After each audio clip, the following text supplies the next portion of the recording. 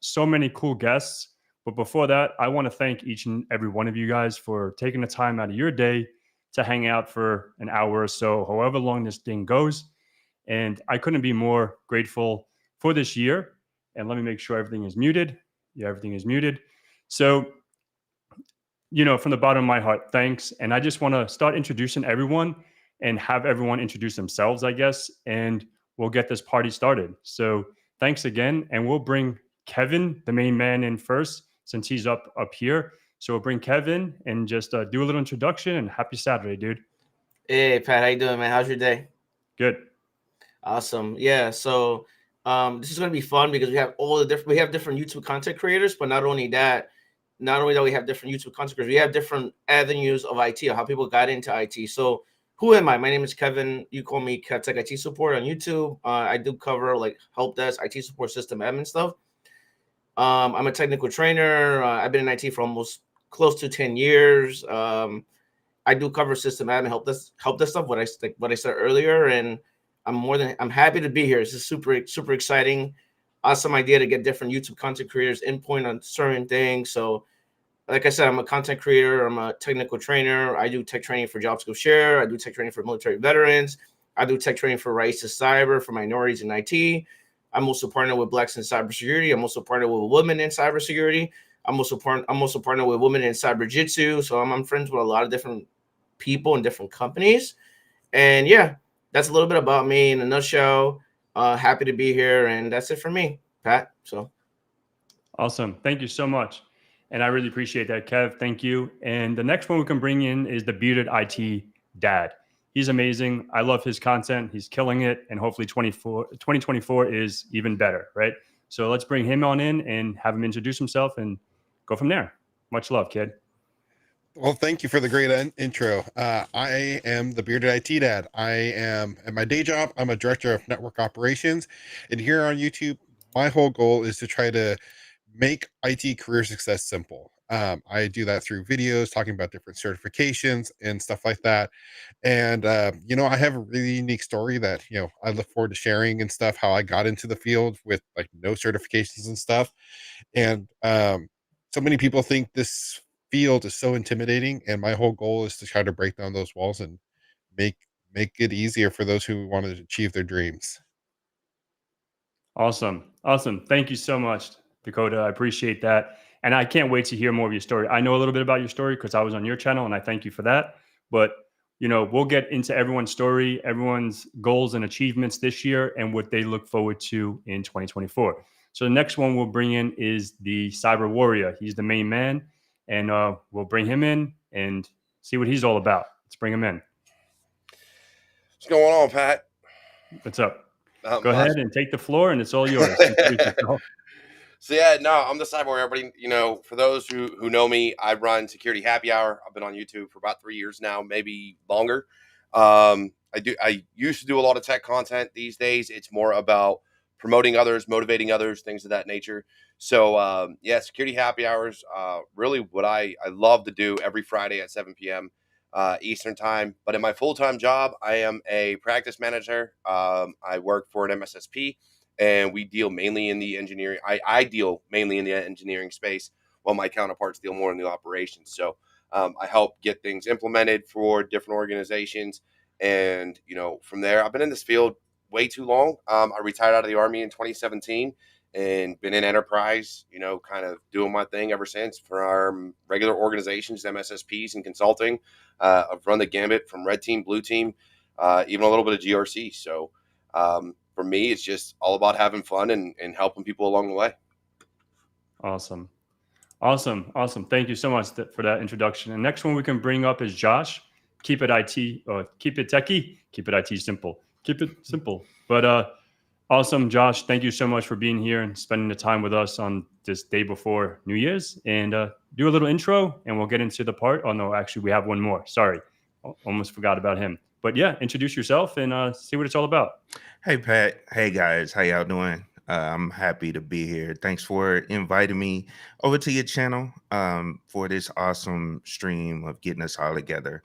This is super dope, man. I'm super excited. A little bit about myself. I'm Josh. I run a YouTube channel called Keep It Techie, where I cover a lot of different topics, mainly dealing with Linux and Linux tools. So that's a pathway to lead you into cybersecurity. And I don't know. I'm just super excited. I'm ready to get to it. Yeah. But yeah, I've been in the IT field for a number of years, about 15 years. I worked as a system administrator, network administrator. I'm currently working as a database administrator. So I could probably bring a different perspective, from everybody. But nah, just happy to be here. Appreciate it. Awesome, brother. Thank you. And the last one, and not least, Professor Roger. So let's bring him in, introduce yourself, what you do, and we'll get this party started. Hello, everybody. Happy New Year. My name is Professor Roger, and I've been in the field for 20 years. Like everybody else, we're veterans in the field, experts. I work for Microsoft. My title is Senior Principal Cybersecurity Architect. I help companies mature their security posture, help them build a team, help them with their solutions. Also I'm a professor of cybersecurity. I teach at several universities on the East Coast. I'm originally from Brooklyn. I'm located in Atlanta now. And also I founded the Professor Rogers Cyber Lounge, where, my mission is to help minorities get into cybersecurity space. So I have trainings, sources, career guides, all that stuff to remove the barriers or obstacles that are in the way for them to get into the field, right? So I'm glad to be with my friends at the end of the year. All right, let's have some fun. Awesome. Thank you everyone for being here. Like I said, thank you from the bottom of my heart. I really appreciate this. This should be a blast. And for everyone shooting some stuff in the chat, thank you, Dakota, for what you just did. Appreciate that, brother. And it just popped up. And yeah, I really appreciate every single one of you guys. So I guess we can obviously talk about what went right this year, right? I guess we'll start from the left going right. I guess I'll start first, right? I guess I'll start and we'll go around the room. We'll go around the little cube. So what went right for me? I guess work. Obviously, thank God I have a job. On the YouTube, we'll keep it YouTube friendly or towards YouTube and the content creation. I hit 56,000 subscribers today. Pretty stoked about that. I might be just a little guppy in the sea, but it's a big achievement from the beginning of the year. I think I had 28,000 subscribers. So I think I went up 34,000 so far. So I think that's a pretty decent amount. It's 3 times the amount of last year. And, created a few courses, on my YouTube channel, SOC analysts, setting up a SIM tool, some hacking labs, Windows Server 2022, and I'm finishing up a VMware. So if you're looking to get your VCP DVA or DCV, data center virtualization from VMware, I'm going to have 23 videos to set up a VMware environment, ESXi, and all that stuff. I don't just do cybersecurity. I do it for a living, but outside of cybersecurity, a lot of you folks know, I come from a network systems background. So that's where my bread and butter and my heart still stays. And, cybersecurity just came about, 12 years ago when I got my PayPal hacked. And a lot of people know about my story about that. So that's, a lot of wins this year. And I'm just super stoked to see what 2024 has in store. And we'll talk about what I'm going to do in 2024 because I don't want to talk, the whole time. But that's a little bit about a lot of my wins. So thank you for all the support and love. And let's, fucking kick ass in 2024. So I'll pass it to Professor Rogers. What is your wins this year?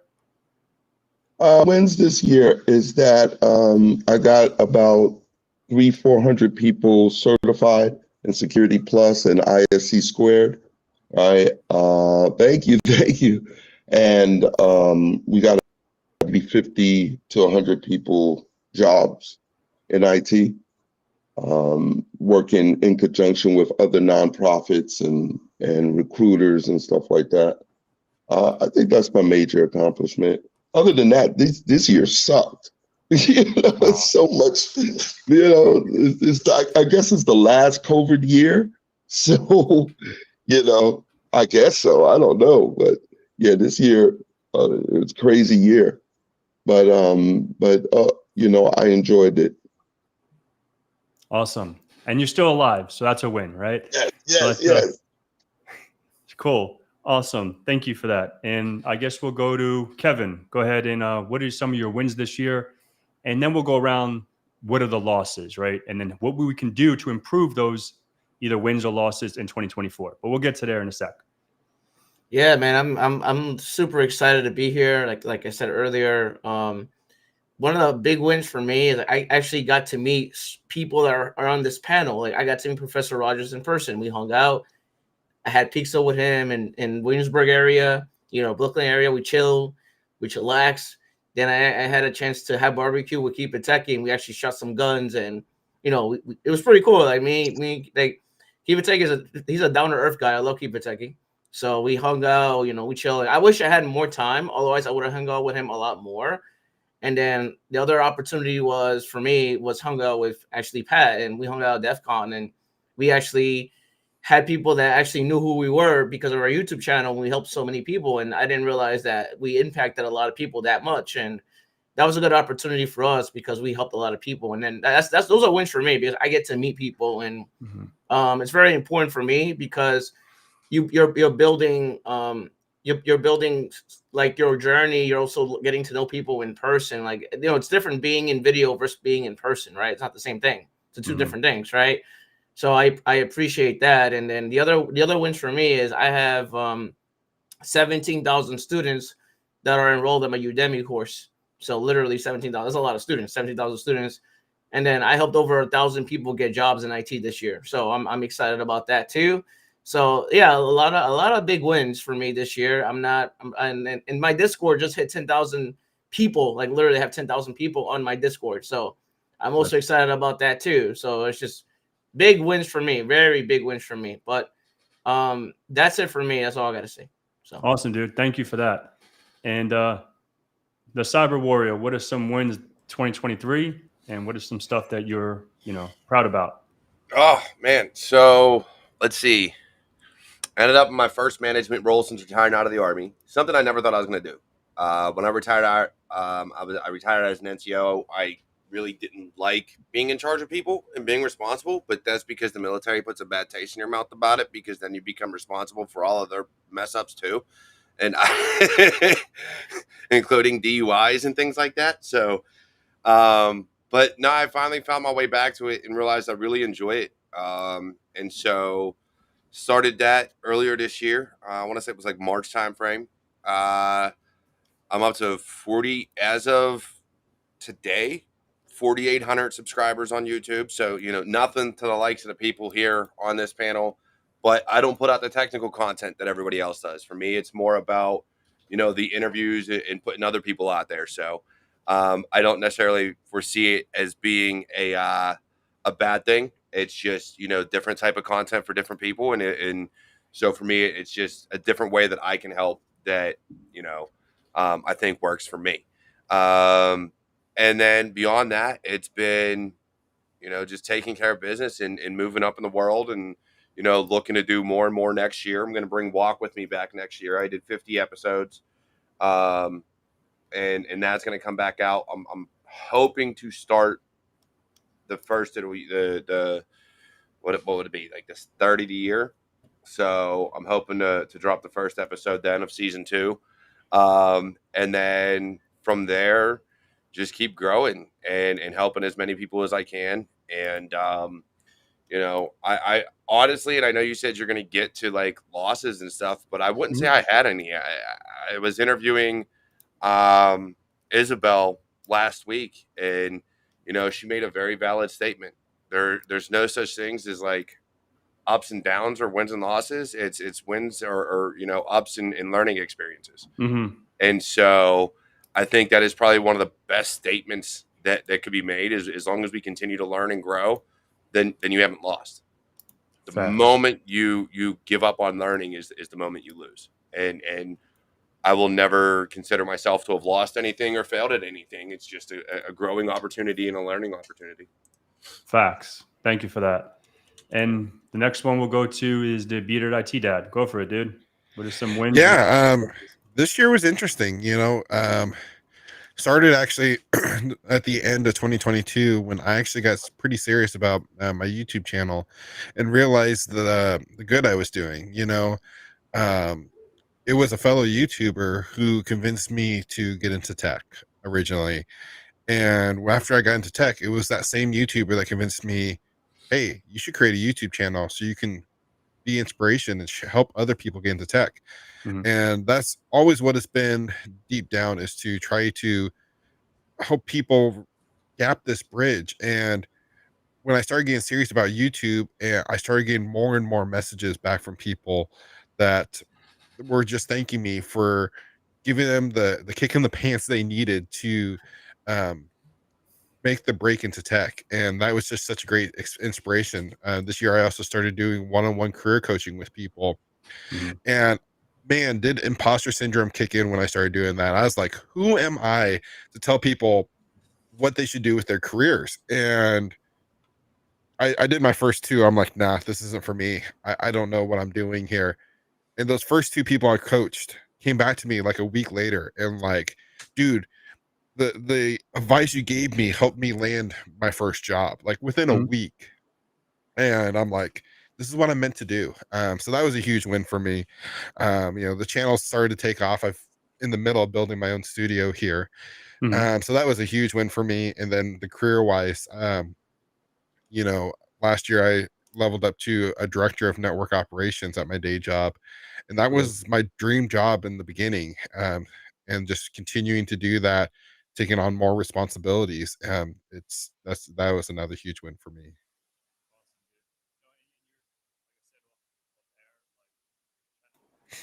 Pat, I think you're muted.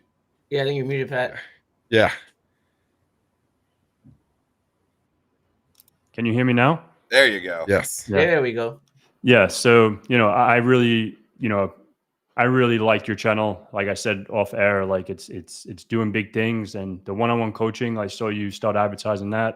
And that's something that I want to start getting into too. And I have the same thought, right? Who the hell am I?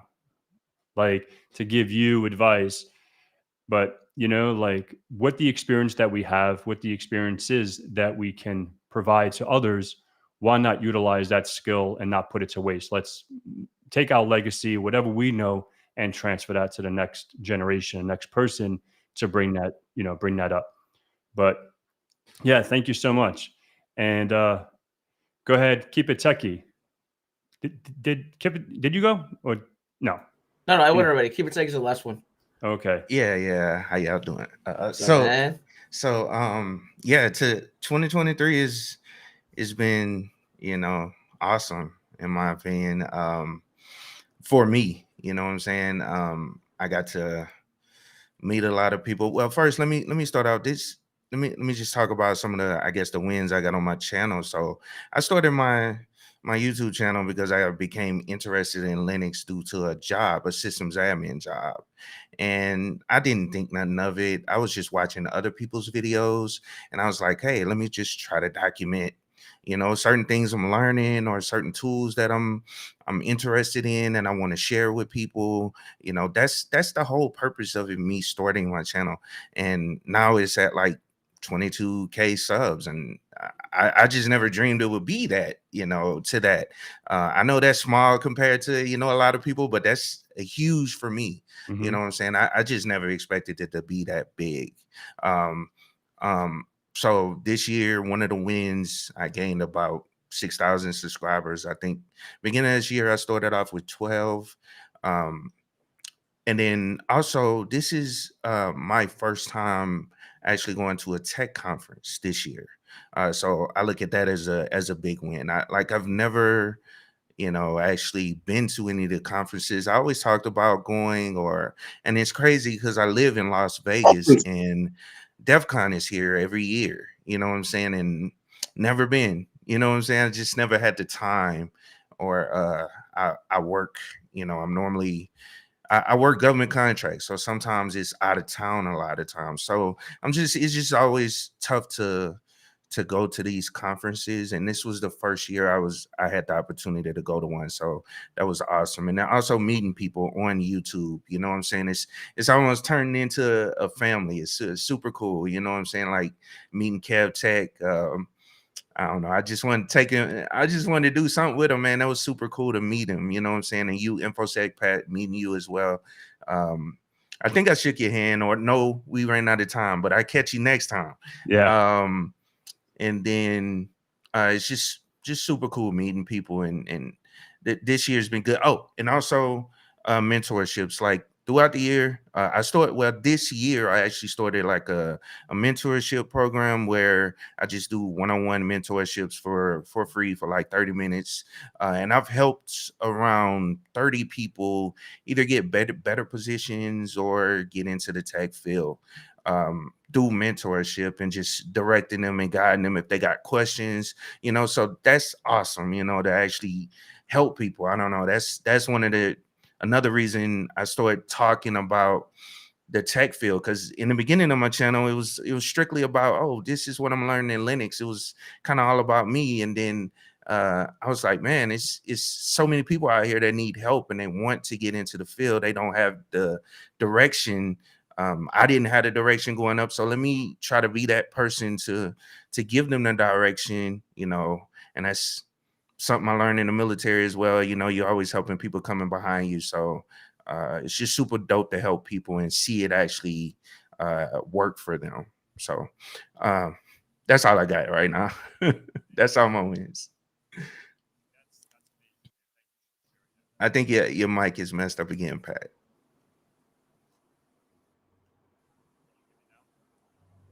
Can't hear you. Can you hear me now? Yeah, there we go.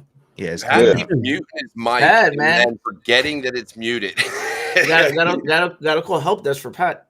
No, it's not even that it's muted. It's this damn Wave XLR thing that goes like the mic goes super low and then it like bugs out. So, and I rebooted my machine today. So I was like, I want to make sure this shit is like everything is rebooted, start from scratch, but it always fails. But yeah, man, thank you so much for sharing that. That's super cool. And yeah, so I guess like, I guess we can not talk about losses because you really made a big fact right there. Like there's really never a loss. It's always a learning experience. And, but I guess we can go and just talk about like, what do we want to do in 2024? Like I guess start this again. There's some things that, the one-on-one coaching, I've been asked this year from several people, and I'm just like, I'll talk to you for a few minutes. Hey, what are you up to? Blah, blah, blah. But really taking that time to really give back to that person or give back to the community, because we do have, each and every one of us has decades worth of info in our brains or, in us. So why not convey that and why not share that with others?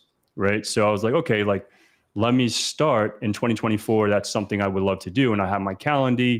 Thank you to Kevin, Dakota, and everyone else that has those things going on, one-on-one coaching, everything like that. So that's what inspired me to start that. And yeah, so that's something I'll be starting in 2024. So if you want to learn how to set up a hacking lab at home, we can spend a few hours, whatever. You want to shoot the shit for an hour, we can do that, 30 minutes or whatever you want to do. You can see that on my calendar and we can go from there. And a big goal, I don't know how close I'll get, but I would love to get to 100,000 subscribers. And that's pretty much a big goal of mine. And I always shoot this shit with Kevin, see who's going to make it. I just passed him today, so I'm winning the race. And so obviously it's an inside joke. I like to fuck with him. But yeah, man, like there's so many other things. I want to create, courses. There's some certifications that I want to get that I really want to buckle down. And at the end of this year, like I needed to get back into the motivation of studying. You know, if no one knows, I'm almost 40 years old, so I'm getting up there. So I don't have that drive when I was 25, when I was studying for CCNA, CCNP, and all those Microsoft certs. I don't really have that motivation as much because I have family and everything from the outside, you know, trickles in, right? So it's like, oh, I'll do it tomorrow, I'll do it tomorrow, I'll do it tomorrow, I'll do it tomorrow, right? And tomorrow never happens, right? And fucking look, it's already 2024. And I wanted to study for the PMPT this year. That didn't happen. You know, I probably got to like 30% of the fucking course. So that's, you know, really buckling down and having a strategy, having a schedule. You know, that's really what I want to do. And obviously going to conferences, meeting, you know, these folks and other folks that are offline, the Space Con. And one other last thing I would love to start doing is getting sponsors on my channel and also speaking at conferences. Yes, I do get anxiety speaking. I'm not going to lie, but it's something that I want to break through and I want to give it a shot. So I want to, you know, do the, what is it, call for papers and fucking, I did one this year. Pat, you ran out again. Pat, your microphone is messed up. Oh, Have you submitted an IT ticket yet? I'd say send it to Keep It Techie, but he only knows Linux, so we got to send it to Kev. Ah, damn, man, I don't want to do support anymore. You can't send it to Kev. He only works on printers. That is true. That is true. That is true. No, your mic. Can't hear you, man. Your mic is all messed up. No, you're a no-go. I can hear you like super muted. All right, can you hear me now? Check. Oh, yeah. No, check the audio on your actual computer, homie. No, it's not that. See, you got too fancy of a mic there. That's the what it is. problem. So you could just use the USB mic like the rest of us, but no, you had to go XLR. Yeah. Keep It Techie. He's got an XLR there, right? But he's also using Linux, right? And he knows how to make it work. There's a difference. True. That is true. That is true. All right. So Pat, we're gonna take over the show while we're waiting for you to fix your shit. Yeah. All right. So Roger, what are some goals you want to do for 2024 since Pat went over that? Oh, 2023, 24. What I want to do in 2024 is I want to speak more. I want to bring that back. I was doing that before COVID. Now I want to get back into that. I want to try to bring more diversity into cyber, right? Invite people to come to conferences, right? Because conferences is really where it's at. I know this is your first year going, right, Kev? To conferences? Yeah, and you've seen the power of networking and all that there, right? So it's good to have more diversity in the conferences. So I want to do that. And then also push more free classes and courses and resources. Maybe get a sponsor, right, to help in some of them, right? Like Pat, Info Pack. He got like what? How many? Like Coke, Pepsi. Who you got? Info Pack is your sponsor. All right, can you hear me now? Yeah, oh yeah. I forgot his mic. But yeah. Yeah, you're a little quiet, Pat. Yeah, let me know if you want me to make a Jura ticket for you. I got you. Service. Yeah. Service now, yeah. Yeah. Kev, QR code so he could scan it, and I think that'll fit. So, Bearded IT Dad, what are your goals for 2024? I think my biggest goal is just to continue to grow the channel. I realize it's not just the goal of growing the channel, but it's the larger the channel gets, it means I'm reaching more people and I can help more people that way. So that's I think everything kind of revolves around that goal. But I want to want to help more people kind of get into the IT field. And there's different ways about going about that. I realize that everyone likes it when we do sponsored content, but that also helps fuel the mission for us to go out and do bigger and greater things. I got some projects coming up in 2024 I can't talk about yet, and couldn't have done these cool projects without the help of sponsors. So another thing I wanted to continue to do is my holiday giveaway. I started that this is been my third year, where every holiday season I give back to the IT community. I donate, I give out training material and resources, and that's been a really cool thing. And That's another thing I want to continue to do in 2024. Then personally, I want to get back on the certification bandwagon. I want to go out and get some Juniper certifications and Linux certifications. Awesome. What about you, Kevtech? All right, so I essentially want to kind of do the same thing Bearded IT Dad said. I'm just looking to continue growing the channel so I can reach more people, so I can help more people get into the IT field. But um, I also want to make sure I take time because it seems as though I put myself to the side a little bit because I'm always trying to help people, but I need to buckle down and start getting into search of new technologies that are out there. I mean, obviously, cloud is for one. I had Learning AI. I took a little time trying to figure out which cloud to actually go with, which I should have just hopped into it. But I got a fire under my butt at work. We're actually, starting to implement some Azure. So I'm gonna go that route. I'm gonna push to go that route, getting those certifications. So I just gotta continue doing my self-development, the things that I say on my channel. Hey, you guys need to keep getting certifications. I've been kind of slacking a little bit. I got one cert this year.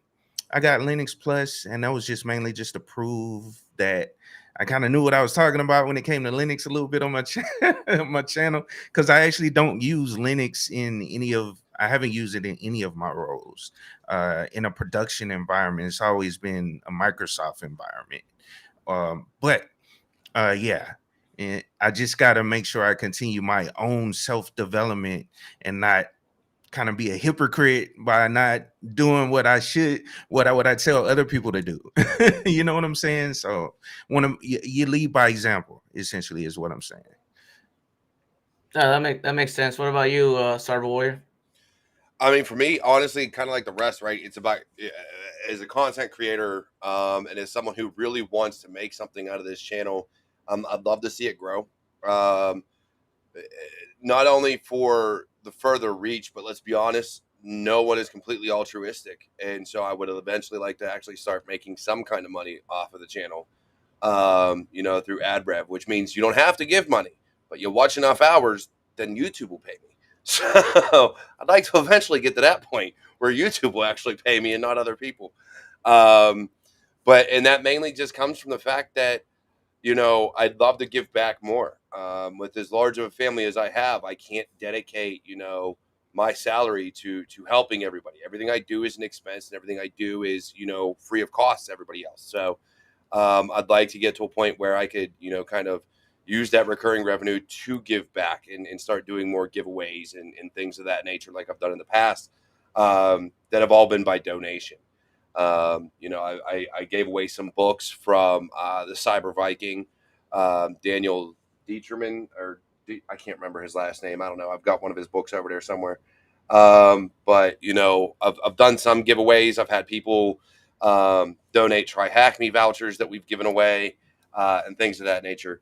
But I'd really like to be able to start giving back and start kind of just recirculating the funds so that the community can continue to grow and learn. But for me, it's all about the channel and just grinding and hustling and making sure that grows. And then after that, I've got a career that I'm proud of and I'll continue to see growth in. But I'm kind of done with the certification things unless it's mandatory by work. I've had more than enough letters after my name that I don't need to do it anymore. I'm now at a point where I want to see other people succeed, and I don't need to be taking up that role of I'll go get a cert and you can't. I'd rather them go get it, and my employees be able to kind of chase their dreams and get to where they want to be in their careers versus me kind of taking money from the organization that could go to somebody else. So seeing other people succeed and grow and learn is really where it's at for me. And I'll self teach myself things. I'll still continue to grow as a technician and as a person, but I'm not chasing certifications anymore. Last one I got was my CISP, or no, my reverse engineering malware. I never used it. That's probably going to expire soon. I'm going to keep my CISP, and that'll be the last one I probably get that's actually worth anything. But other than that, man, it's just growing in my career, bringing people up, trying to get people hired and promoted, and growing my channel and trying to get other people's voices heard. That's the biggest thing to me is get your voice heard. If you're not willing to put yourself out there, I can't make you do it. And that goes for, Pat's been on the show. Dakota, I think I've had you on the show before, and Josh has been on the show. Not yet. Roger's been on the show. Kev's been on the show. We've all done it, and I've had people that is still in college on the show. Actually, I had a kid still in high school on the show. So if you don't know Ryan Marshall, I believe is his last name. My man is a hacker beyond all get out. You want to talk about the term hacker? That is that dude to a T. And he breaks into things and gets sponsorships and is doing amazing things with automobiles right now.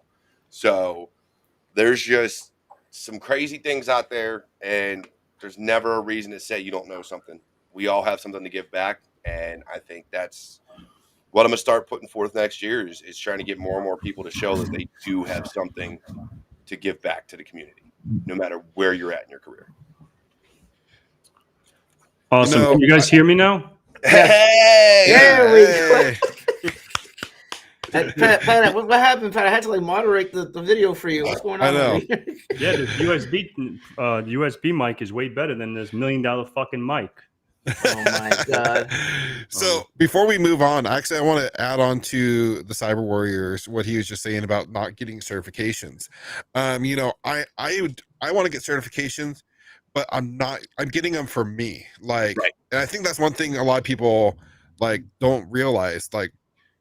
Certifications, in all honesty, really shouldn't be for your current job. The point of getting certifications should be for what you want to do in the future, what you're passionate about. And I view certifications as a framework. It's going to help me get focused on learning that topic. It's going to outline what I need to learn to be a better person, to better understand that. And that's why I want to, focus in on that. So again, I want certifications because it's what I'm learning, what I'm passionate about. Not doing it for my employer. Now, if my employer wants to pay me, that's a whole nother thing. I don't think enough people leverage that in the tech industry, that 90% of your employers out there will pay for you to go get these certifications. They don't need to know that you're getting that for your next job. You're not being deceiving. You're just building your skill set up because it is in long run going to help them out as well. Yeah, and that's the big thing. I think that, like I said, where I'm at now, I'm not looking to move, I'm not looking to do anything. And I don't need the certifications, and I've got enough people that do need them to learn and grow, that I could self-teach myself the material. And again, though, like you, that's why I got my OSCP, though. It wasn't that I needed it for my career. It was literally because that was a goal that I have had for years. And I was like, I will get this. And, and I finally got it in 2020 or something like that. And I was like, that was my whole goal, was I'm going to get this certification. And I did, and I finally got it. But I completely get where you're coming from, because I did that with my CCNA. None of my certifications I ever got for my career. Everything I ever got was just because I really wanted it. It was something that I wanted to do to prove to myself that I know what I know, not for any other reason. And for people that are like, oh, I need to get it for my career. No, get it for you. Because if you're doing it for any other reason than yourself, and I think that's what a lot of people miss out on. They're always trying to get something for somebody else. This is for my career, my employer, my next employer. No.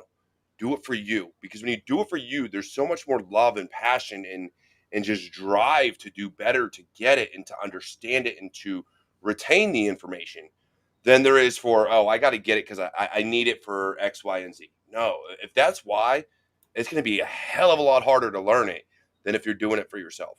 If you truly love what you're doing, then it comes easier, and then you'll actually retain the material. And I want to feed on that. That's awesome, because I remember going to interviews probably 10 years ago now. And I actually started, because now I don't give a fuck. But because I have a lot of certs, I've taken a lot of exams. And people just ask me, why do I have so many? And I got that question probably half a dozen times on interviews. Like, oh, why do you have so many? What is the point? And it's not for the money, because I don't need the money, right? Like I just wanted to understand the concept or learn the skill and then get reinforced for that skill. It's like, if you're going to go to law school or med school, you're going to go take your bar or your, license, right, to become an MD or an attorney, right? You're not going to go to all the way to law school and just fucking bugger off, right? What was the whole point of that? So if I'm learning VMware, if I'm learning whatever, hacking, whatever, yeah, the OSCP, PMPT, all these acronyms, that's the reason why I think, people should take them, right? Not just because I never did any of them for an employer, because it's I don't want to get into that because we're live, but like there's no reason to do it for someone else, right? Do it But for yourself. let the employer pay for it if they can, because some of these are expensive. So if you Yeah. can get the company to pay for it, have them pay for it, because And they should. They should pay. they've racked up the prices on some of these certifications these days. Like we're talking a few $1,000s for some of these certs, and I'm like, homie, I got 5 kids, Yeah. I can't pay for that. Exactly. So that's what, like, the OSCP you were talking about. The OSCP is like what, $2,000, Oh, $1,500. dude, they completely jacked that one up, man. That's like Yeah. $2,000 now. Yeah. So, that's why, like, the alternative now is, the PMPT or, CRTP or whatever, all these other acronyms. There's so many acronyms, I forget them. And that's, obviously, and even if you don't have the money, learn the material. There's so much material out there. Channels like John Hammond, Cyber Mentor, Network Chart, all these people that have good quality content out there, fucking learn from YouTube University, right? And then if you have a few buckaroonies, fucking go splurge on yourself. You know what I mean? Like, that's what it's all about. Like, you don't have to have, thousands and thousands of dollars to start in any of these careers. Helpdesk, you have fucking Kevin, IT, you have Kevtech, you learn Linux, you have networking, you have you have so many fucking resources today. There's no excuse, And I will say this though. Mhm. I get that some people are strapped for cash. Mhm. I understand. But with something like TCM, where Mhm. my man gives his courses away at least a few times a year for like $1, Mhm. like, do not steal these courses. If you see, like, if you try giving them away to somebody for free, like literally you're giving it away to the general public in mass amounts, you are cutting into something that this dude put all his hard-earned time, money, blood, sweat, tears, everything went into this. Mhm. By doing that, Mhm. why will I keep giving you courses? Why will I keep making you better if you're just going to steal from me? Mhm. So just don't do it. Like, that bugs me more than anything else, is when you take from, I don't even care if it's OSCP, when you start taking material and instead of going through the course, downloading it for free from somewhere, that's whether it's pirated or not, or you just have a buddy that's like, oh yeah, take these PDFs. No, sorry, Mhm. no. Like, I have no respect for that. Yeah, Mhm. and I agree with you. If I got in now, I agree with you, Cyber Warrior. I mean, it's plenty of free resources out here that you can take advantage of. I mean, Free Code Camp has a course on pretty much any and everything you could think of in IT. So if you don't want to support somebody, or if you really don't want to support someone, don't steal it, obviously, but go over to the free courses and take them somewhere else if it's a problem. You know what I'm saying? But it's plenty of resources, just kind of like what you said, Pat. YouTube University. I've created courses. I got courses out there on like a Linux course, MySQL course, that's out there for free, 100% free if you guys want to take advantage of it. But it's I'm not the only one. I don't recommend you look at one resource either. Make sure you look into other resources, other people that are out there putting out information, and use that as well. So, but yeah, get those certifications and be strategic. That's what I was gonna say. I was gonna add this in there. Be strategic when it comes to it. Especially if you're, really trying to save money, just make sure you be strategic and work back from the job that you're trying to get into. So, if this job that you're trying to get into requires this, and this, be strategic and work towards those certifications as best you can, in order to get you there. Yeah, the worst thing you could do is say, I want to get into cybersecurity. Where? What do you want to do? If you don't do your research and really figure out what you want to do, then you're going to spend thousands of dollars on a ton of different certifications. You're not going to know any of it. And you're literally going to go to a job and you're going to be shooting blind because you're not going to have a clue. Do your research. Yeah. And that's anything to do with IT, because you can say, I want to get into IT. Well, what do you want to do? Network administration, system administration, help desk, Linux administration. Like, what do you want to do?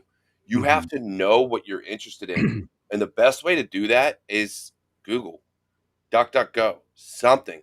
Start playing around in labs, start playing with different operating systems, start playing with different types of technology. Look at different cloud environments, AWS, Azure, GCP. You can even stand up things in there's another lab or another cloud environment out there that allow you to stand up VMs.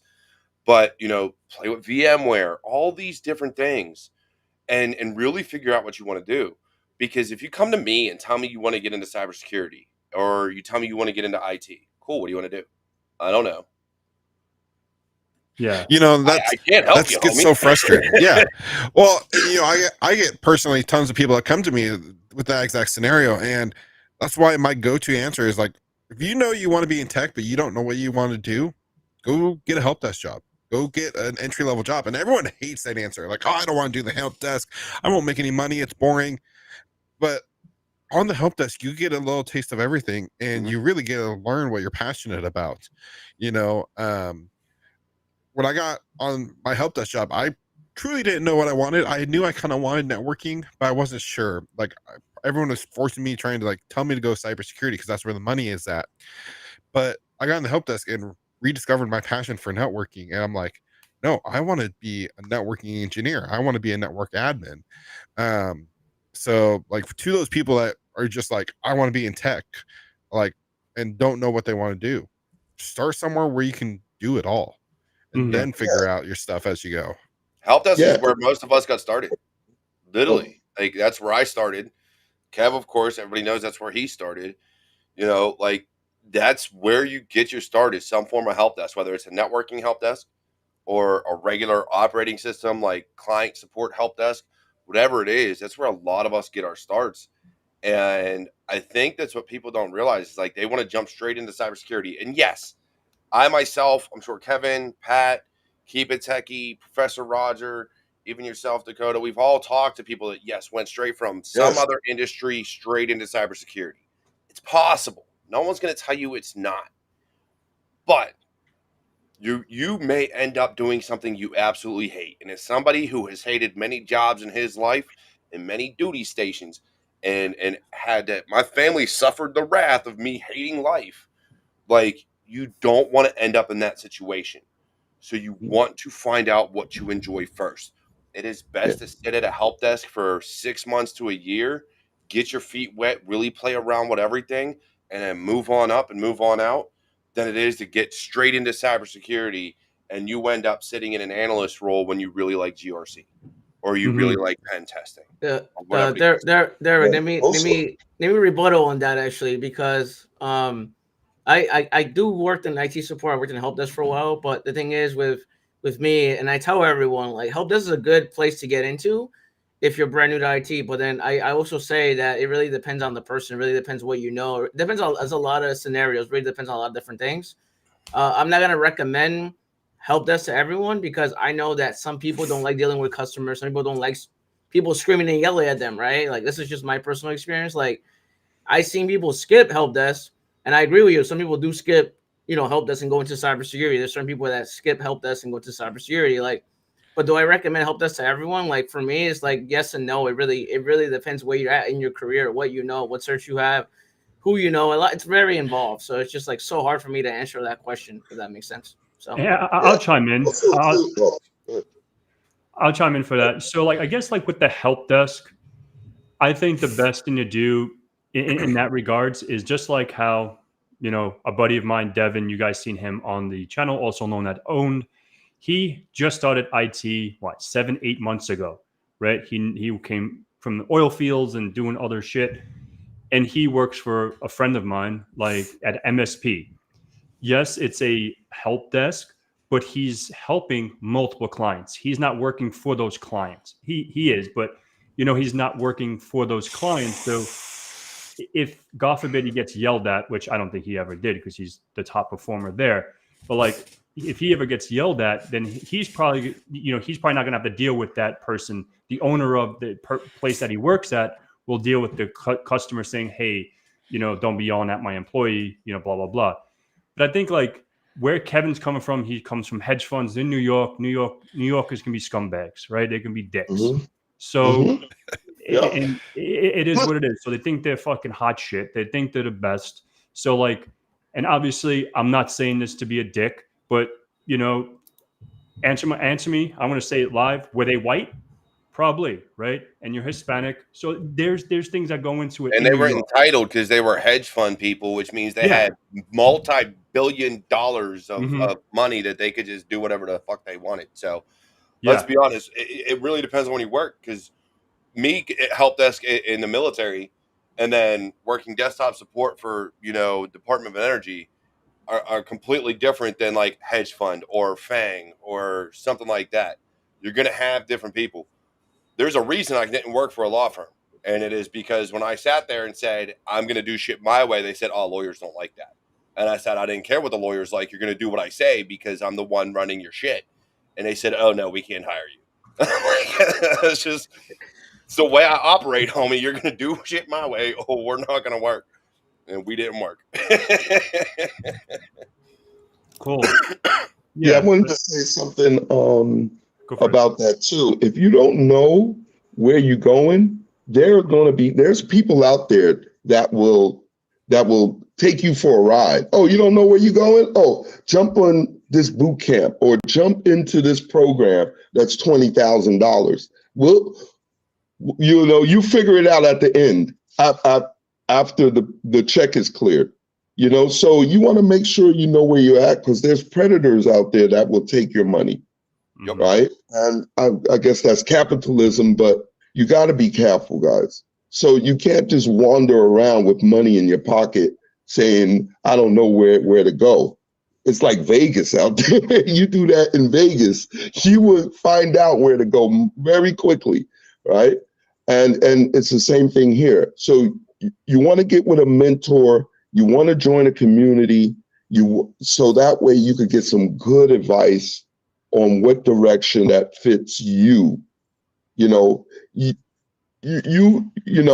this time, the people that are getting in, they have a great opportunity because when we got in, it was only help desk. That when I started, it was help desk. That's it. You figure it out from there, right? But now there's so many opportunities. There's so many different avenues that are open, right? So now you have a choice to say what fits my personality, right? I never had that choice, right? It was you handed stuff. I was handed a firewall. That's how I learned network security, but now people can actually go for a network security job, go for, somebody mentioned in the chat, GRC, to go for that. So now you could slow it down, do a free personality test, and then match that to the job roles. I think that's what Cyber Warrior was mentioning, right? Match that to, your personality to a role, because you're going to jump in a role because someone said this is hot, and then you're not going to like it. Look at cybersecurity right now and how many layoffs there are. Hey, we're going to be on this climb, and this is going to be a banging career field, and you're going to make millions of dollars. And how many layoffs have we had in the past, like 3 years? Yeah, okay. Yeah. Go ahead, I'll wait. No, but I was gonna say, guys, that if people that are watching, we all have a Discord channel and it's free, right? Why not take advantage of the free stuff? Like, go on Discord and talk to people. I think all of us have a Discord server. Yeah, we all have. I'm on them all. Yeah, so I think we're all on each other's. Just kind of. Yeah, like, why not? Why not? Like, it's free, right? Like YouTube is free. YouTube is free. Discord is free. Like, why not go and talk to people on Discord and see what they tell you and see what advice they give you? And it's absolutely free. You don't got to pay anything. It's $3. Just saying. Yeah. I'm really concerned about getting into debt for an entry-level job. Yeah, you know what I'm saying? 30, 40, 80,000 in debt and still got an entry-level job. I don't think that's fair, especially in the cybersecurity realm. You don't have to do that. And especially since they're giving you free information. YouTube University has opened up the information that used to be closed, right? That used to be guarded. Now it's all free now. So for someone to offer $20,000 to give you and have you watch Professor Messer videos, that's real disservice, right? You could have just watched that at home, So that's what I'm concerned about, that people don't know where they're going, so they're going to get sold. Sounds good. So I guess now, you want to start taking some questions, and Alex made a good point. We're going to go to Europe. There's no layoffs there. Awesome. Oh, AppSec explained. AppSec explains. But yeah, let's go to Europe. Let's go to London, mate. Cheers. But I guess we could start putting some questions up. We'll go through the questions and see, and then we'll all take a stab at it and see what's up. If there's any questions, feel free to throw it in there. And what are the top questions? I know we have one here that was asked twice by Hugo on LinkedIn. So no one can comment back to LinkedIn unless you're actually signed in watching the feed there. But he says, as a former tech support supervisor at Amazon for 2 years, working with complex proprietary systems, which is always rough. He's looking to transition into cybersecurity. Many advise starting with Helpdesk, but even basic certs like A+ seem essential to land the role. Advice for experienced professionals like me navigating this career change. Honestly, if you already have that experience, now I get it's proprietary, but you still have to have an underlying operating system. And at 9 times out of 10, it's probably going to be Linux. So you have Linux administration. It's all about knowing how to work your resume. It's all about knowing how to work the type of systems you worked with. Certifications aren't necessarily mandatory. Now others can speak to it. I know for some of my jobs it was, but these days I know a lot of managers that are my age, Pat, like we are trying to pull that out from job recs and just make it a nice to have so that it doesn't eliminate you from being looked at.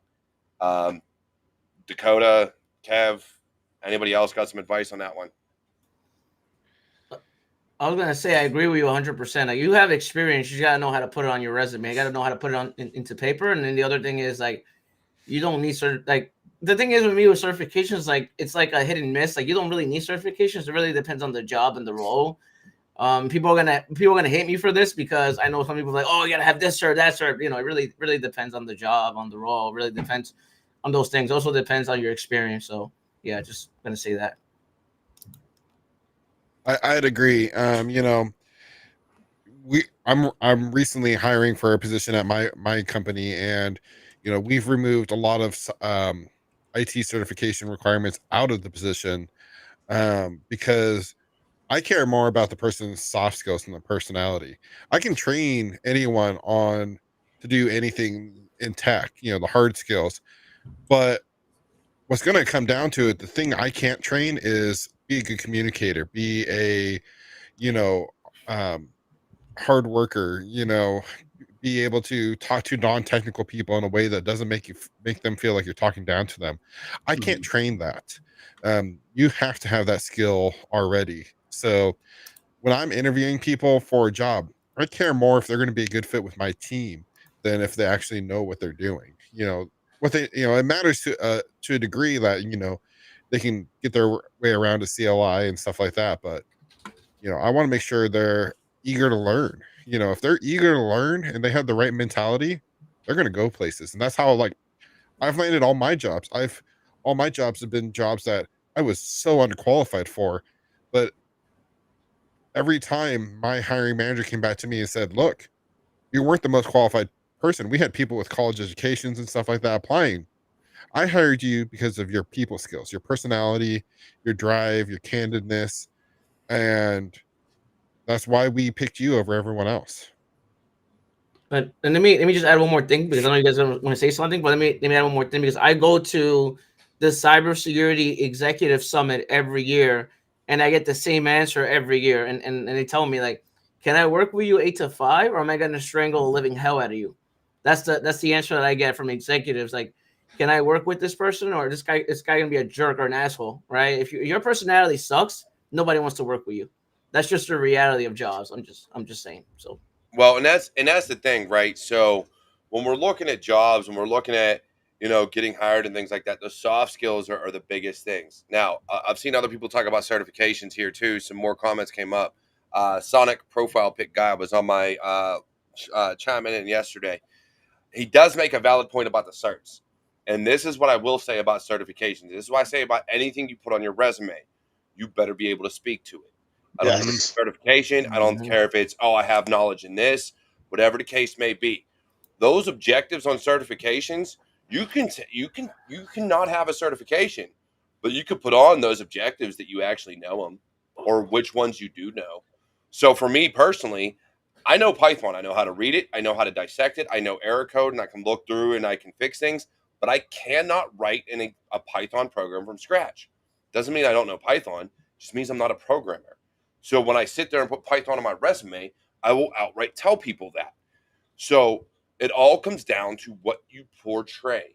And for me, like Dakota says, people skills are the biggest things for me, because that has been how I've gotten as where I'm at in my career. I've been working for the same guy at 3 different companies. Why? Because he knows, A, I can talk to anybody, I can sell ice to an Eskimo, and I can make shit happen. And B, because I can do my job. But I talked to him before I retired out of the Army. He's a fellow military veteran. We hit it off. We connected, and we were like, all right. And when he had a job open up, he goes, yo, I got you. So that networking, that being able to talk to others, this is why getting out in conferences and networking with people and getting out of this social anxiety bubble that we find ourselves in, especially because of COVID. So many people are afraid to get sick. Oh my God, I can't catch the flu. No, get out there. Get away from it at this point. If you got to wear a mask, wear a mask. I don't care. But get out there and talk to people. Let people meet you. Let people see you. And let people know who you are. Because without that, good luck. Because we are getting away from the time in a time of age where you could just be a person in the shadows behind a keyboard. Very few of those jobs exist anymore. And the ones that do, they're not gonna get you very far. You're not gonna make it very far living in the shadows, because in order to come up the ranks, you got to be able to talk to executives. You've got to be able to talk to directors. You've got to be able to interact with your managers and your teammates. And if you're not a team player, I'm not hiring you. Mm-hmm. And that's cool. And that's good that you say that, because, if we're talking about, in the trenches and behind a computer in a hoodie in the dark as a pen tester, ethical hacker, or whatever you want to call them, when they talk to the client and convey that debrief or do that report, they have to speak, right? And that's where, I have no problem. It's weird. I have no problem doing that, but this shit gives me anxiety. But yeah, so like just talking to a client and just debriefing what you found, that's a skill, right? That's not, you can have all the the hard skills, right? The technical skills and hacking your way, around an app or AD or whatever you're hacking. And that's one thing I vouch for TCM, right? That's what I'm really looking forward to it, to see how not only you get to compromise a domain or whatever the exam entails, but once you're done with that, you have to present the report. I don't know if it's to Heath or maybe Alex or Zach, whoever is at TCM. I don't know. Maybe they rotate and, debrief this finding and how they were able to exploit that domain or whatever the case may be. That's pretty dope. And that's where that company sets, themselves apart versus OSCP and all the other ones that just write a report that I could have just made it from ChatGPT and sent it on their merry way, right? But at least like debriefing it, understanding what you wrote down, took screenshots of, et cetera, that's really cool. So having those soft skills and having that, not just the hacking away, is definitely ideal for this field. In IT, same thing, right? You have to maybe do vendor management if you're, Dakota, right? He's a network operations manager or director, but maybe he has to talk to Cisco, maybe he has to talk to Palo, whoever's, vendors he has on his network to maybe do renewals, EOL, end of life extensions or whatever. And he probably has to talk to some vendors. He probably has to talk to management. God forbid a circuit goes down or whatever the case may be. Not just saying, oh, let's jump into CLI and show run interface brief and then so I can see if the interfaces are up or whatever the case may be, right? So having that skill just to, is goes way beyond just being a cert hog or whatever you want to call and them. it comes down to be able to make it when you're dealing with clients, when you're dealing with people. So let's look at it. There's two ways you're going to come up in this in IT and cybersecurity. You're either going to work for an organization or you're going to work for an MSSP. Those are really the two avenues you have. And what is an MSSP? If people don't know what an MSSP is, what is that? It is managed system security profession. I forget. Provider. Basically, you do IT / security for organizations. Yep. You're basically either an engineer or a consultant. You take on their workload. So you become their help desk. Yep. You're a third party. You become either their help desk or their SOC or their network engineers, whatever the case may be. It really depends on who you work for. Like where I work now, we could be your SOC, we could be your firewall managers, we could be your MDR, we could be your pen testers. There's a lot of things that the company I work for offers. A lot of services, patch management, vuln management. We run the gambit. So it really depends on where you work. But you come up in these organizations and you have to be able to talk to people and clients and managers in such a way that you could manage service professionals. There you go. See, got you. Thank you. And sometimes it's security services. MSP, MSSSP, same thing. One has security in it, one doesn't. But you have to be able to delve into the technical without going too technical. But you have to be able to make the client happy. Your client is either the company you work for or actual other companies. And if you can't portray the information and in such a way that they realize, okay, we need to make these changes or we need to do X, Y, and Z, eventually it's going to look like you're not doing anything for them and you're getting fired. If you can't portray why you're there and the things that you're doing for them, you're getting fired. Either from an organization or because let's be honest, when things work, it looks like you're not doing your job. When things are going smoothly, what are you doing? Right. Why am I paying you? And if you can't reiterate that information and provide some type of back brief as to on a monthly basis, hey, these are the things we've stopped. These are the things we've done. This is da-da-da-da-da. And if you can't portray that, you're getting fired. Because why am I paying you? Because it's going to look like you're not doing anything. Yeah, that's definitely some good stuff. Go ahead. I was gonna say, I think Kevtech wanted to say something. I know you wanted to say something earlier, Kevtech, but we kept cutting you. It's all good. It's all good. Nah, y'all kind of on point with everything y'all saying, and it's really. I was just gonna add. I mean, like soft skills, just reiterate some of the stuff you guys said. Like, soft skills are important. You know, you can have all the certs in the world, if you can't get in there and interview and explain what you know, it's going to be very difficult for you to get a position. You know what I'm saying? And so just being able to explain yourself and communicate in the best way possible that you can as a person, and also show what you know, because they're going to ask you, sometimes they're going to want to see projects you've worked on, you know, and if you're able to pull those up in those interviews and put it in front of their face, they'll be able to see, you know, that you know what you're talking about. But yeah, soft skills, that's all I was going to add. I appreciate it. No, that's There was good. another Yeah, one. soft Yeah, I was gonna say because Dahi Light Reel.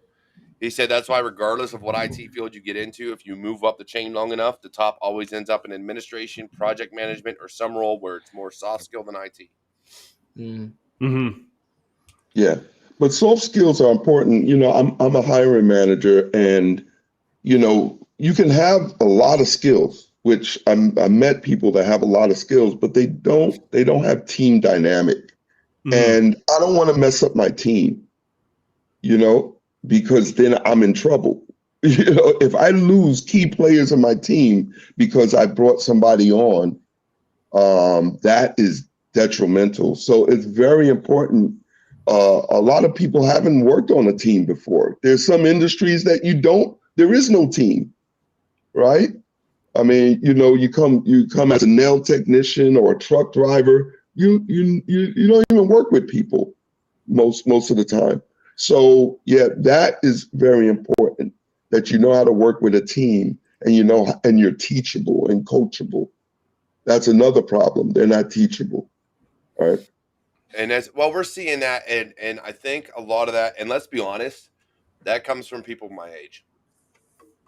That comes Mm-hmm. from the parents my age that are bringing their kids up that aren't coachable. If you are not playing team sports and you are yelling at a coach for yelling at your kid for messing up, you have now made your kids the ones, or actually, we'll even say, actually, yeah, about my age, maybe a little bit older. You know, you're bringing up adults that now are not teachable, because now when they're screwing up, I can't teach you because you're not paying attention because you think you know everything. Yeah. And let's be honest, as a kid, I thought I knew everything. No matter how many times my dad told me I was wrong, I thought I knew everything. And he'd give me advice and tell me this, I'm not going to get mad if you don't take my advice, but this is my advice. Either learn or don't learn. And let's be honest, I learned a lot of lessons the hard way. I took out car notes I should have never took out. I sat there and took out loans I never should have took out. I have done things I never should have done, but my dad advised me against it. So then as I got older, I was like, man, my old man was right. I really should tell him that one day. Like, I really do need to tell him that one day. But I learned those lessons. But then things became, oh no, baby, it's okay. Look, I'll do it for you. I'll do it for you. Like I'll put my name on that mortgage. I'll put my name on your car note. We'll give you. You don't have to play sports. Oh, you got hurt. It's okay. Like, no, things like that. I'm sorry. You're not teaching. You're not allowing people to learn and grow. And sometimes you need to let them learn the hard lessons. I was taught hard lessons. A lot of us were. But because of that, we're not passing that on to our kids because we didn't like learning those lessons, because them lessons hurt. Them lessons hurt. Oh yeah, that's definitely true, and I guess it all depends on where you grow up too, right? I'm a firm believer in that, because I have friends that never understood the way I grew up. You know what I mean? It didn't make sense to them. Like, I guess we're live, and I guess I'll go into a little bit about the neighborhood I grew up in. And if you saw if you saw my live on Thursday, there was someone in there that talked about, my neighborhood and how bad it got. I got so bad. I used to, probably Kevin knows, probably Roger knows, but I used to be able to carry a straight blade under my tongue and spit it out. Yeah. That's what we learned. Right. And because even to go into school, right, we used to have to go through metal detectors. So the only place that they, back then, or we used to hide a knife or something near a side of the school by a door, right? And then we have your buddy, we'll get into the school, let's go to the side and go get our weapon, just so we can bypass the Man, security. y'all were dirty, man. We just used fists. Y'all No. were bringing weapons, man. We Yeah. did the real man stuff. We just bringing fists the whole day. Yeah. It was bad. You know what I mean? So the lessons are like, you never know. And growing up like that, like always thinking someone's out to get over on you, to scam you, it sucks, right? It really sucks, because it's like with my daughter, or like kids growing up, it's like, be careful because that kid might try to rob you. And it's like, fuck, like, is that the right way to even say? Because that's what I grew up with. You know what I mean? Or like, don't let them, for an example, and this is a real world example. I don't know why I want to say this, but like, I grew up, like, if someone picks on you, do something back, hurt him, right? That's the way I grew up. Now it's like, oh, go tell the teacher. Oh, no. You're a fucking rat. You know what I mean? So like, just go handle it yourself. So everyone grows up different. So maybe like what I told my child is, if someone smacked you in the head, fucking stab him with a pencil in the hand. No. Like, if that's you get just smacked, the way. you smack them back, right? You throw blows. We ain't. So it all depends on where you grew up. People. Yeah, it's true. That's what I do. But people have different things. Oh, go tell the teacher, so and so did something to get him in trouble. No, because that's not. I don't know. To me, I guess everyone grows up different. You know what I mean? So the lessons are learned different. So. That's I look at it, and we do got some other good comments here, so I do want to talk about it. But I did want to say, no, like along that same lines, it's one of those things. It all depends on how you grew up, how lessons are learned. As far as my kids in school, though, all their teachers know that if anyone lays their hands on my kid, they get free reign to knock them the fuck out, and then I will freely take them to ice cream and go get some toys. When they get suspended, because they will not get in trouble for defending themselves or anybody else. As long as it's in self-defense, you're golden, homie. Exactly. Now, you start that, you better win, because if not, you're getting beat twice. Yeah, that's how it was. That's all it is. You're going to lose twice in a day instead of once. That's all I'm saying. Yeah. But we do have some good stuff here. I did want to get back to more of the IT and cybersecurity stuff. Alonzo has here, I am an IT associate director in my company. I manage 20 engineers. Communication is the key. I do not micromanage, but I cannot allow a team to sink that can bobble. Yes. You can go, Roger. Do you have a comment on that? Roger, keep going. Oh yeah. I was saying, yes, he's right. That's another thing that's lacking.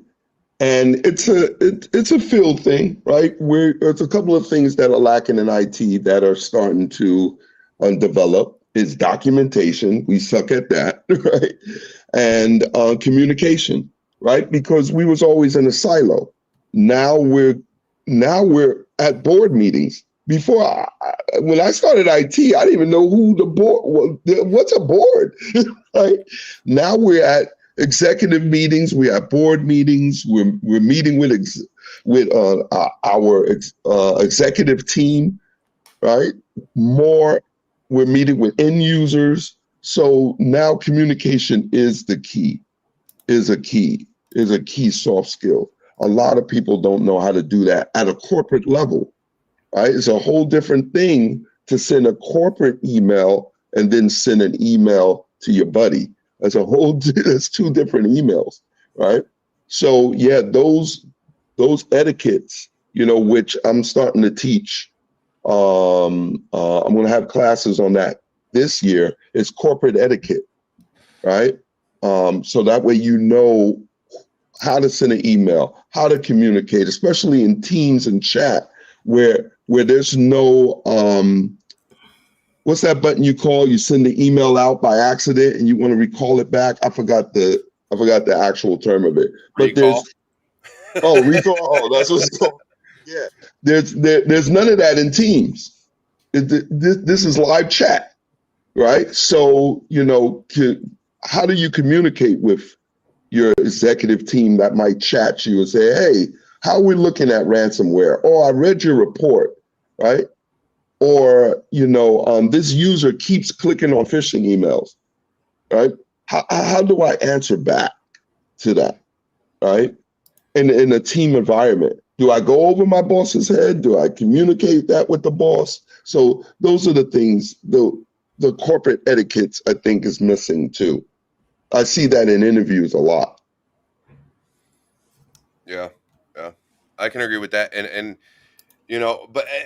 but I also think you have to know your environment, know who you're dealing with, right? Mhm. So, like me talking to my boss, we're military vets, we're assholes, we talk shit on each other. It's Oh just yeah, kind of right. like the shtick of what we do.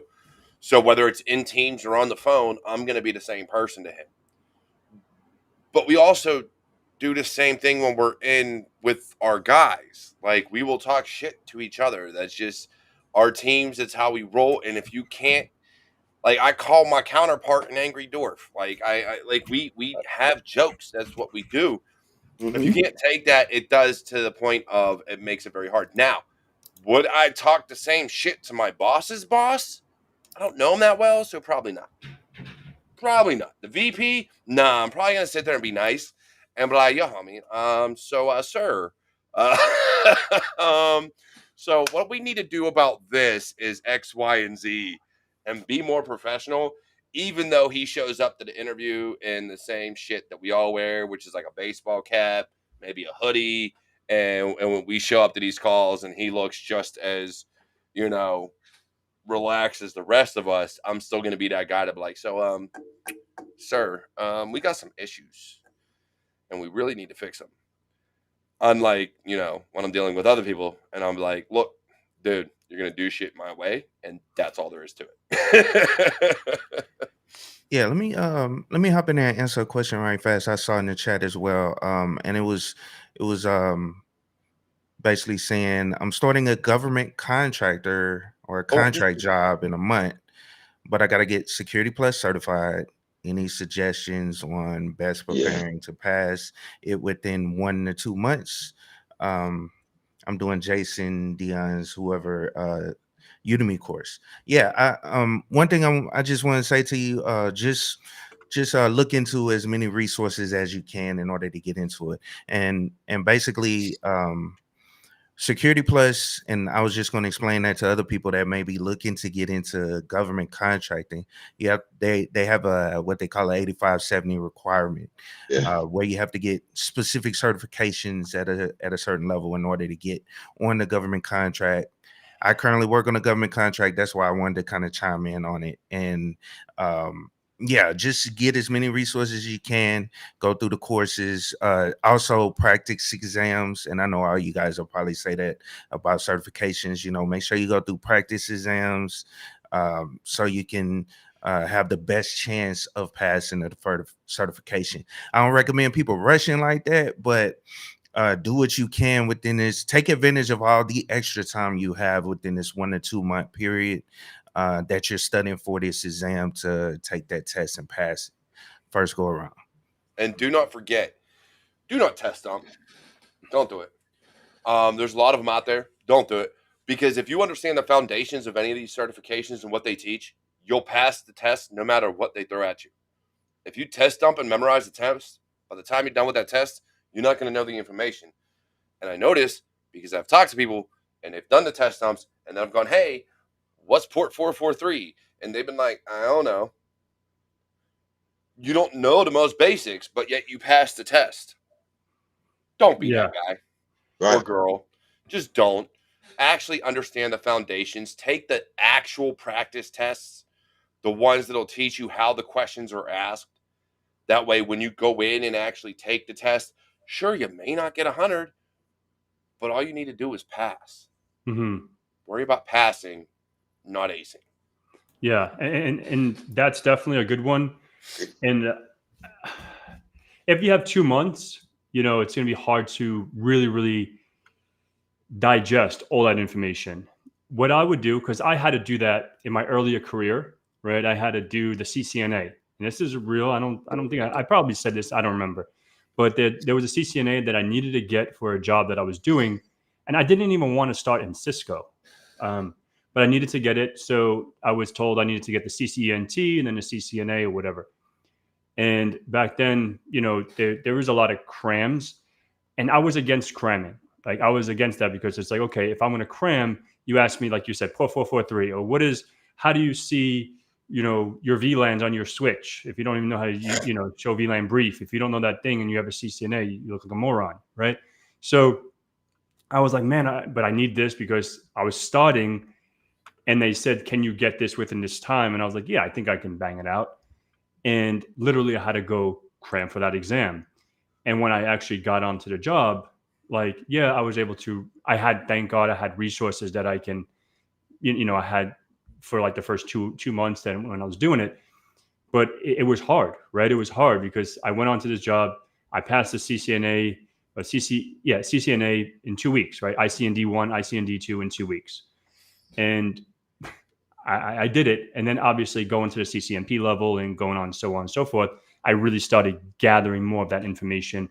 And what I did, obviously, I literally back then I had CBT nuggets, and I still have CBT nuggets, but like I was using Jeremy Chara's and Keith Walker's CCENT. It's not even up there anymore, and I had it like, so if I had to do something, I would go reference this, because this is before, literally, I probably said this before, I never used YouTube. Before 4 years ago, I never even had YouTube. I never went on youtube.com. I never looked at videos on YouTube.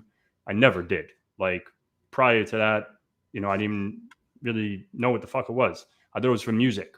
So that's true statement. So I was like, I would always use like whatever CBT nuggets or whatever other avenues I would study.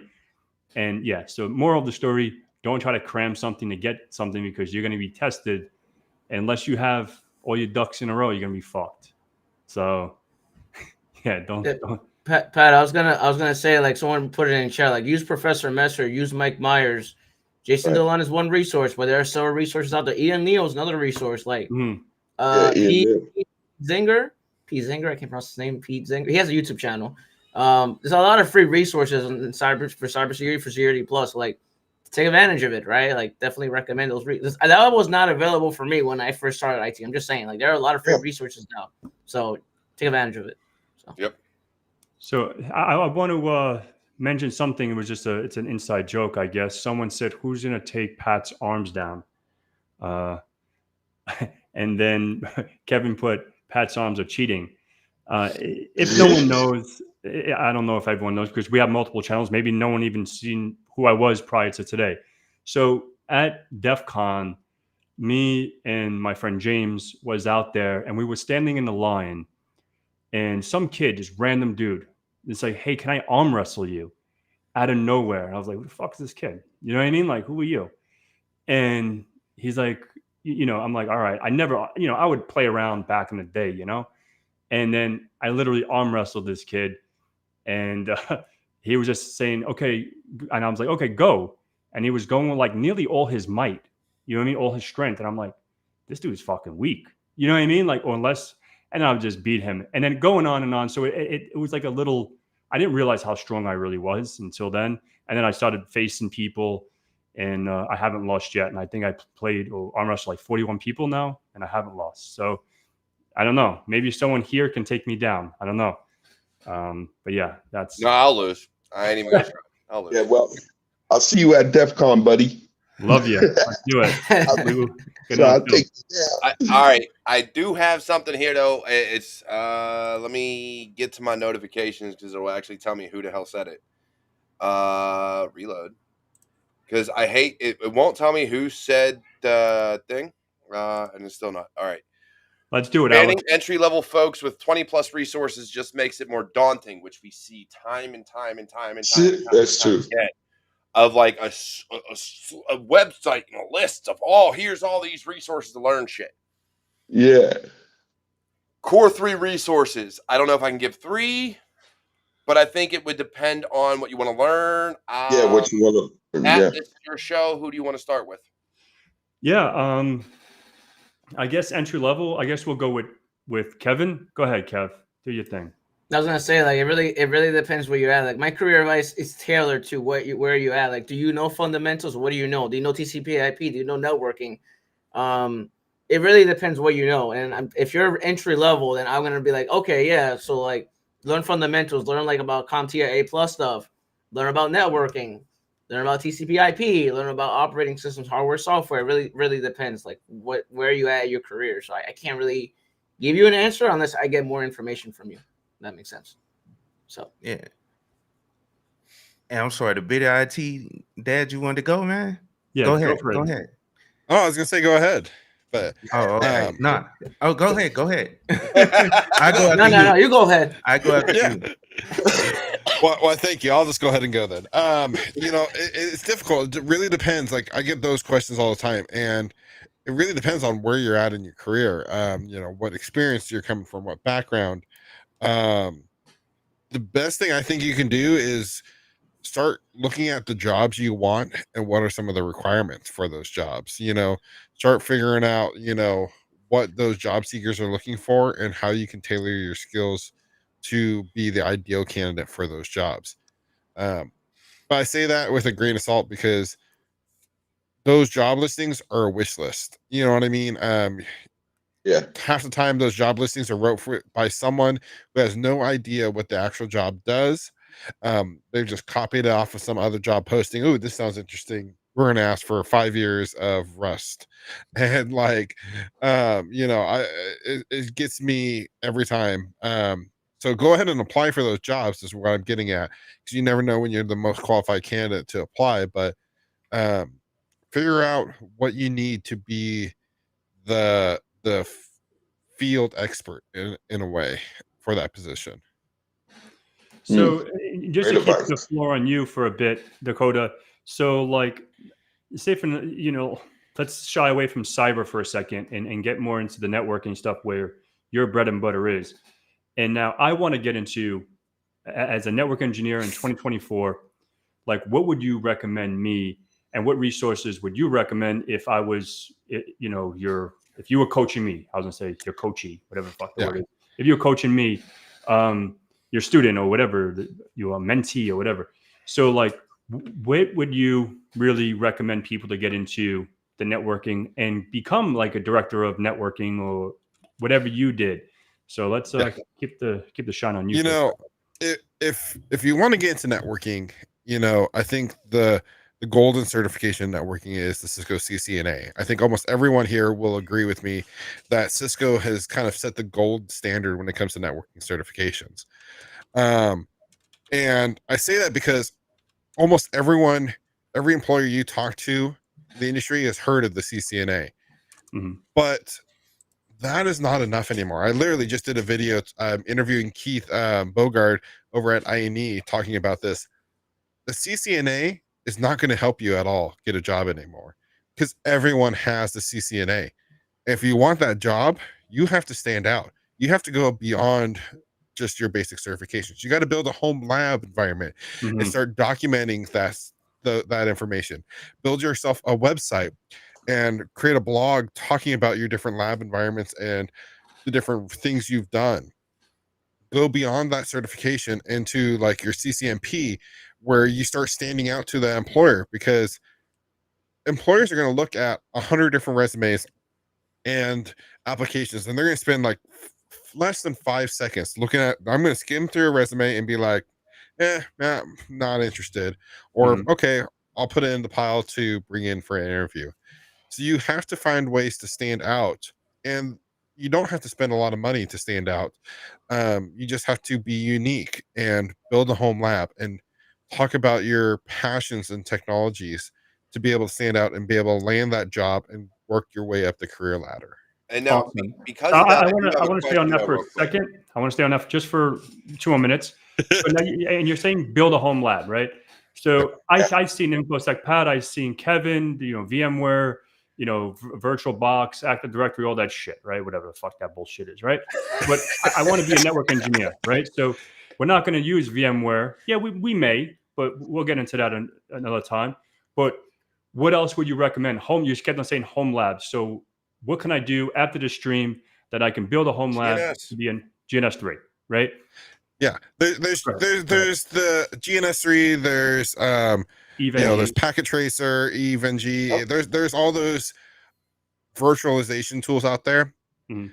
But if you want to be really successful and you want to become a network engineer, Mhm. you need to get your hands on some physical equipment. it. I stand by that 100%. Go, yeah, and don't spend a lot of money. I built a complete home lab off of eBay for $100. Mhm. You know, you buy some used Cisco like Catalyst 2600 series router. You buy 2 of those.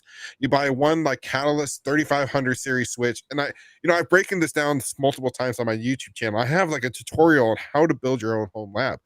Go build that home lab environment, physical lab, because it is one thing to practice this stuff in like Packet Tracer, GNS3 and stuff, but it's something totally different to make your own patch cables and feel that click into the Mhm. switch.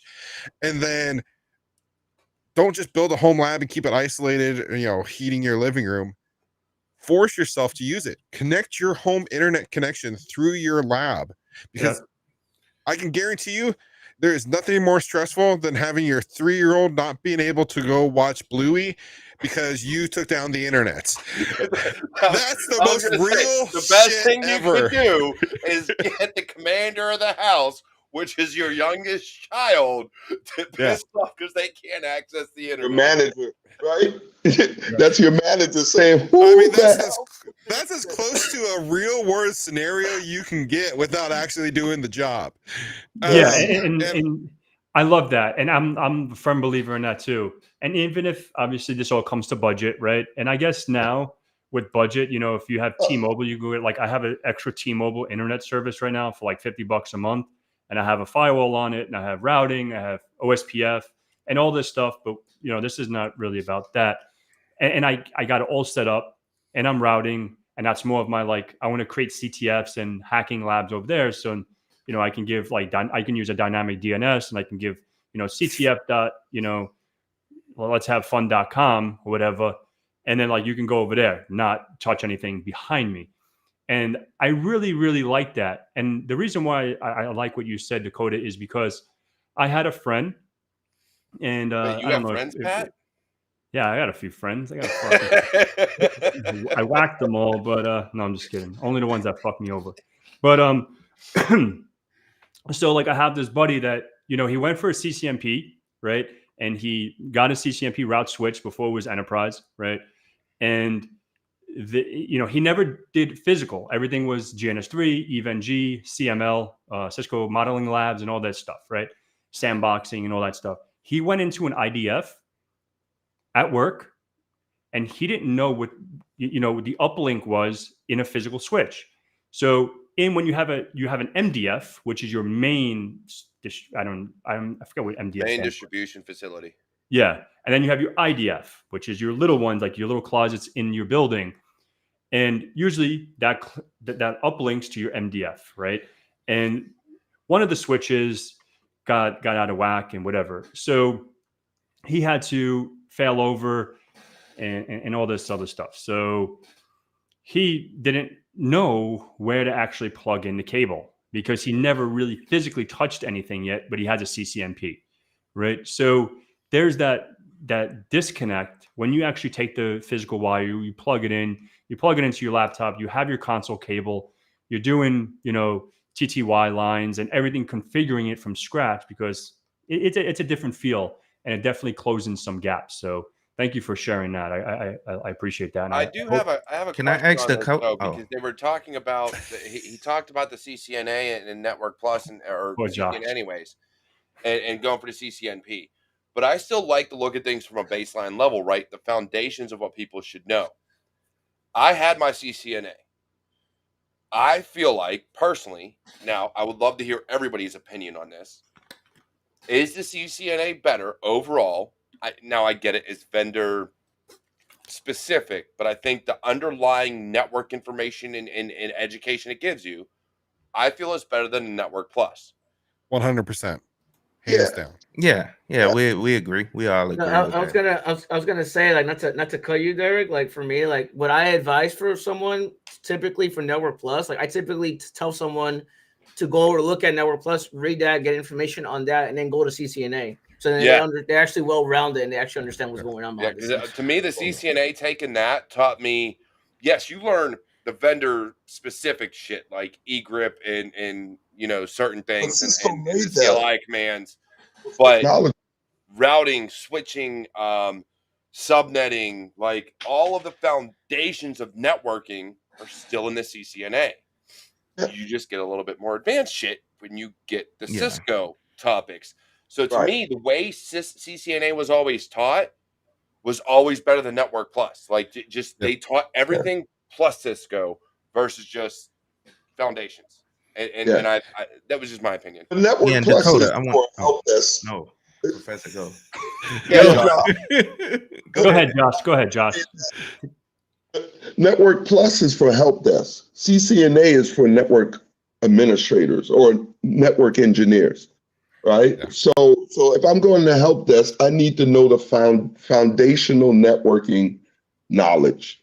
And CCNA is a little too high for me, but Network Plus is perfect. I'll learn the basics, right? Which Cisco had a basic exam. I think they got rid of it, which was the CCENT, But they have right? the CCT, Cisco Certified Yeah. Technician. Yeah, they have a level below CCNA now still. Yeah, it was CCENT. You had CCENT 1 and CCENT 2. After CCENT 2, you were CCNA certified. But I think they still have CCENT 1. No, Oh, it's okay. not CCENT anymore. I think they took away ICND 1, ICND 2, I think 4 or 5 years ago now. Once Yep. they went to the Yeah. one exam only, time's flying. I think it was like 5 years now. Yeah. I don't know, Yeah, dude. I I got think that I think it's a years ago. CCT. I think it's a CCT, Cisco Certified Technician, then CCNA, and all that. You're not required, and also Cisco removed all their prerequisites. Like if today I wanted to go get my CCIE, which is the top level exam, I don't need any of the shit below that. I can just What? go and Bullshit! Because that was my original goal was to get CCIE, but I had to go through all the levels. Yeah. And I said, I can't afford that shit. No, not gonna happen. Yep. You can go straight for your CCIE now. I would never do that because I would fail. I mean, I am not But I come do on, not know let's enough go, shit. man. First attempt in learning, man. You'll be all right. Yeah, exactly. $1,600 later. Yeah. But anywho, yeah. Go ahead, Yeah, and Josh. Dakota, You've had something. Yeah. Yeah, I wanted to ask you something, Dakota. Actually, and it kind of ties in all the questions Pat was asking. But back to the cert right fast, which I was just talking about the certs. I still recommend Network Plus for anyone that's not going into networking. Still get that Network Plus because networking is used throughout all areas of IT. You know what I'm saying? You have to understand some aspect of networking. You know what I'm saying? So Network Plus is a good generalized so you can get the base level understanding of networking, topologies and all that stuff. So, but back to did you want to add to that? I was going to say real quick, Bush Joe just said keep it tech. He needs to come out with his own cert. Nah. Nah. That's a lot of pressure. That's a tough one, man. Nah. Did you see the comment on why I have to say be that? recognized Anything in the related to industry. cyber search and Linux, keep it techie, come out with your own cert, make it cyber, you'll be good. Yes. So before I forget, Dakota, crap. So how does all the base level CCNA and because like I was going down that route to become a network administrator, but I just didn't get past Network Plus. I end up hopping into another area of IT. So how is all of that CCNA and all this other training? How is it applying to the cloud nowadays? Because I know the cloud is totally different. Yeah, no, that is a good question. And Cisco does have, so they have their basic CCNA, which is they used to have like different versions of CCNA. Now they just have CCNA. When you get past your CCNA and get up into the CCNP level, Cisco Certified Network Professional, they have different, I forgot what they actually call them, like large tracks. And I do believe they have one that focuses more on cloud. I don't remember off the top I of my think head. I know they data center. But data center, yeah. But data center is more like networking in your data center, right? It's more like Nexus switches. I would also look at the fact though that for when it comes to networking, you should go, especially when you're looking at the cloud, look at the cloud specific certifications, Azure, AWS, GCP, because of the fact that when it comes to networking doesn't change. Mm-hmm. Your ports are all the same. The Yeah. way things communicate is all the same. You have a Exactly. virtual firewall, right? So it's a virtual Mhm. firepower or a virtual Palo Switch. Alto, but it's still essentially that same concept. So it's just a matter of knowing that underlying infrastructure. So you're going to use Panorama or Forta or Forta Cloud or Cisco's version of whatever to Mhm. configure them. But you have the cloud behind it that where you do your ACLs, your NCLs, your everything, your whole subset comes from the cloud itself, and the firewalls and the The, switches and routers. yeah. It's all the same. The biggest thing to remember, everyone's like, oh, the cloud, the cloud, the cloud. The cloud is just someone else's data center. That's all it is. Like, it is the exact same thing as what you have, but it's just in a different location. So, people are like, oh gosh, network's going to go away. It's all going to the cloud. What do you think connects everything in the cloud? It's all connected, has its own network.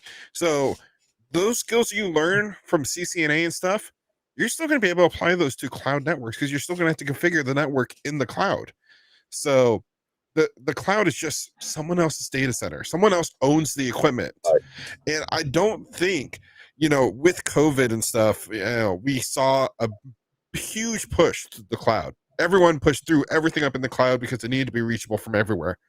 Now that things have settled back down, I think we're going to see more of this hybrid infrastructure where you're still going to have your on-premise network, but you're going to have also a cloud network that are interconnected, communicating with each other. So as in everything in tech, it's just going to be constantly evolving. And the people that are going to be the most successful are going to be the ones that'll learn to evolve and adapt to it.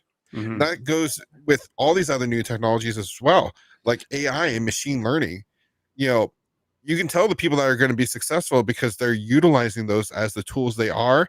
And the people that are not going to be successful is the people that are throwing their hands up saying, AI is going to do it all. There's no future in tech. Those are the people that are not going to go anywhere in this career and lose their jobs. But And the people you who always are, need people. You always need Yes. the human. Yes. Until people Exactly. realize that AI cannot do everything. yeah, Oh, what? 100%. No Skynet is going to happen. Oh no, Skynet's going to happen. Don't get it twisted. The robots are going to take over, but but you need that human intervention. And I'm sure in Dakota, I will get back to you. But when you look at all this automation and things people want to put in place, let's take for instance, you put in playbooks and things like that. Hey, if I get malware on X, Y, and Z or this specific malware, cut off all connection. Well, guess what you just did? You brought down your entire domain because I don't know, something on that has outside access got, a little bit of a ding that potentially, possibly, we don't know for sure, might be malware. You now brought down your entire network. Entire network. Why? Because you implemented automation without any human intervention to validate whether or not you should trigger this event. Automation can only take you so far. You still need human intervention to be able to look at these things and evaluate. Same thing as writing Terraform code for your cloud infrastructures or Ansible or anything like that. It still requires human intervention to write and design these things. I don't give a damn how good people think GPT is and all this other shit. Guess what? You still need a human to look at it, because if I were to sit there and write a LinkedIn post using ChatGPT, I'd venture a guess a good percentage of people on LinkedIn right now could tell me I wrote that through ChatGPT. Just saying. Well, AI is artificial intelligence. You have to train it from somewhere. Where's it getting trained from? It's getting trained from us, the humans. It's only it only can be as good as we are. It's not going to continue to develop and move forward in the industry. So true. But also too, the cloud is software defined networking. So Cisco has apps on software defined and scripting and stuff like that on a whole infrastructures now. That's how a network engineer in the cloud works. he works with scripts. Mm-hmm. Um, Yeah, so I just wanted to chime in because it's almost 3 o'clock my time, and I think I just made this for like 2 hours, and because I thought an hour would obviously we've seen that it was gonna be too soon, not enough time, since we have 6 of us on, and we have the cyber warrior that doesn't shut up. He loves to talk, but but yeah, I guess for the next 10 minutes or so, I guess we can just take some of the questions. And this thing been going bonkers. I've been watching on this screen. I can't yes, keep up. right? So kudos, thank you so much from all the platforms that have been, we hosted this, we streamed this. Hopefully everyone has a good year. And AppSec, I want to put this out there. Yeah, we can arm wrestle. I'll have him on in a few weeks, or a couple weeks. He works at TCM. He does all the application security, and that's a place that I really want to speed up with and pick his brain. So I'm super grateful to have him on in a few weeks, and for him to allow me to have that time with him. So thank you, Alex. I really appreciate you. And still waiting for arm wrestle. Yeah. I'll arm wrestle Philip Wiley. I'll arm wrestle whoever. And it was Phil funny. is going to whoop your ass, Pat. I'm just going to let you know. But it's not about, and it's funny because I went to the gym this morning, right? And I went to the gym with a friend, and he made because there's this one guy that goes around the gym, not my gym, like on YouTube or whatever, that says, "Oh, I'm a cleaner." I think he's like Arabic or something. He wears like a jump. Yeah. Fucking strong as shit. He's not huge, but he's really strong. You talking about a dude that looks like tiny as shit but lifts more weight than everybody in the fucking gym? Seen that guy. Dude walks in like a janitor, picks this weight up like, yeah. All right, homie, I'm out. Like, what the fuck? Yeah. He's actually a bodybuilder. He's a real bright body. Yeah. That's why he wears the baggy clothes, so you can't see his body. Exactly. And my friend Marcio, I'm surprised he didn't chime in today, but he was like, "Oh, we should do that at the gym and arm wrestling folks." And just because I want to put this out there, because people think because you're big and have big muscles means you're strong. This means you could stick a needle in your ass, right? So don't think because someone has big arms or someone's huge that they're strong, because I've beat 300-pound guys that they couldn't move my arm. So it's not about how strong, big you are, how jacked you are. It's just about a technique. And if you have strong wrists, because arm wrestling is more about the technique. And I'm learning. Dakota's going to whoop your ass. That's what's going to happen, Pat. Dakota's going to come over there and whoop your ass. Yeah. This is all padding. This isn't muscle. There's a reason there's the dad in my YouTube name. I'm rocking that dad bod. Dude, I lost about 30. I lost about 20 pounds because I was getting a little hefty, and I was like, No, I seen you going to the gym, fucking posting the progress, dude. It definitely came a long way. It did, and then my back went out again. Yeah. So next year, that's my goal, is to get back into it. Hopefully, eventually, maybe, if I can get out of my own fucking head. But we'll see. Yeah. Don't let that be that's your own prison. But if there's any questions for like the next 10, 15 minutes, because I want to be respectful of everyone's time. It's what is today, Saturday? And it's Saturday afternoon, at least for me, and obviously some morning. Pat, you don't want to go live 24/7? Come on, man. Fuck that. Dude, one of these days, streamathon. My wife will probably kill me, but I should do a 24-hour stream just to see how much money I can make and give back. Because every dollar I'll make, I'll give to like some charity or some bullshit. Like I should really do that one year. Man, after like right now, because I have, just like you, I have a bad back. I broke my coccyx bone about 10 years ago. So me sitting more than an hour, like I'm getting antsy already. I'm gonna be honest. That's why I stand, homie. Yeah. So, you need a standing desk, Pat. Yeah, I do have a standing desk, but the way I have my cable set up, I'm like weird. You know what I mean? Like I have OCD, so everything has to be very in a certain position. So now if I, raise my desk, my cables start disconnecting everything. So I can't even touch it until I put a little more slack. But if I have slack, then it's like starts hanging. Then if I put my leg under, I kick it. That's fucking. Can you do my cables, Pat? Because my OCD hasn't kicked in for my cables. I look at them and go, "Fuck it." So we'll take some questions, and we got one. D, if you want to throw them up there, I don't know if he's even there. Then Pat lifts his desk and his mic stops working. Then we got to call Helpdesk. He disconnects, reconnect 40 times. You know. So let's see what these questions: Network Plus and then CCN. Yeah, that's the way I would do it. So everyone has their opinion about Network Plus and CCNA. So obviously I have both of them. So the Network Plus will give you that fundamental knowledge that the CCNA won't, right? The CCNA will not teach you how to create cables 586B, 586A, white, orange, white, green, blue, white, green, brown, white, brown, right? That's the color combination for an Ethernet jack.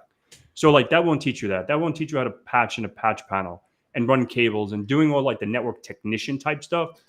And so there is definitely some information that you can gather from the Network Plus transitioning to the CCNA. So I would get Network Plus then CCNA, because if you jump from CCNA and go backwards, I think I don't know. I wouldn't. That wouldn't be my. I'd preface that Once with, you get the CCNA, you don't need the Network Plus. I wouldn't even get the Network Plus. I don't recommend, in all honesty, I don't recommend anyone get the Network Plus. I recommend you learn the stuff from the Network Plus. Don't waste your money on the certification, and then go dive into the CCNA. Fair enough. I agree. Fair enough. Like I guess like back then, I took my Network Plus. I don't have my cards anymore. They're upstairs. I think 13 years ago now, and I took my A Plus in 2006. So yeah, 2006. So yeah, I'm old. But there's some there are some help desk jobs that ask for A plus Network Plus. Yeah, exactly. But if you go above it, then they can get bent. That's the way I've always looked at it. If I got something above what you're asking for, get bent. I'm not getting the lower certification. Yeah. One of the first networks here, the first networking certification I ever got was CCNA. I never got a Net Plus. I never got an A Plus. I had some Microsoft certs, and like I literally was the only one in my school district in high school to get Office 2000 Master certified. But but the CCNA was like the first legit cert I got, and I've never looked back. Like I will never go and downgrade myself because somebody's asking for the downgraded certification. If you can't, if you don't know your shit well enough to know that the CCNA is better, I'm sorry, I don't want to work for you. I just don't. I was gonna say something though. Sorry guys, I was gonna say that for me, like my advice for you would be, if you have a job already, like I will let your employer pay for it. Like, it doesn't make any sense for you to pay for it, right? If you're working right now and you have certifications and they're willing to reimburse and pay you, I would definitely recommend you have them pay for your certification. So you're studying and you get certified. If that makes sense. Yeah, and another note on that is, don't wait to get a job. Don't wait to get a job till you have all these certifications. You don't need any of these certifications to land that entry level job. At most, the A plus. You don't need anything more than an A plus to land your first job in tech. Then, so that in theory, you should only pay for one certification ever in your life, and your employer should pay for all your other certifications after that. If you do, man. The boot campers are gonna come get you, man. Hold up, no, he's absolutely right. He's absolutely right. Don't do it. Yep. Look, you have two options to make it in IT and cybersecurity: school or YouTube, right? Build your own labs, learn how to build a resume. Actually, three. Go into debt by going to college and boot camps and shit like that, and getting your certifications and degree. Or go in the military, right? Those are your three options for getting into IT and cybersecurity. Military, we're not going to agree, disagree, doesn't fucking matter. However you want to look at it, they will pay for everything. They will pay for all of your certifications. They will pay for all of your degrees. They will pay for everything you need to do. Love it, hate it, it doesn't matter. It literally is one of the things that will change your life. You'll make shit pay initially. Let's be honest. You make pennies on the dollar to be in the military. But you have a free education that when you decide to get out in 6, 8, 10, 15, 20 years, whatever the case may be, you got a whole career ahead of you that is literally your ticket is written for you. But the caveat, know how to write a resume. But the caveat to that is, when you do join the military, make sure you're telling recruiters you want to go into IT, because they're not going to pay for those certifications if you're working as an infantryman. You're not going to get Correct. sent to, I had A a fight plus for mine. school, A plus training and all that stuff. They're not going to give you those vouchers at all. So you had to go, what is it, 25 series? In the 25, Army, it's 25 series. yeah, in the Air Force, Air Force and Navy will put you directly into your job field. So you'll end up in a career field. If you go in there telling you want to do IT, they'll go in there and put you in their IT, cybersecurity, whatever the case may be. You'll get those certifications.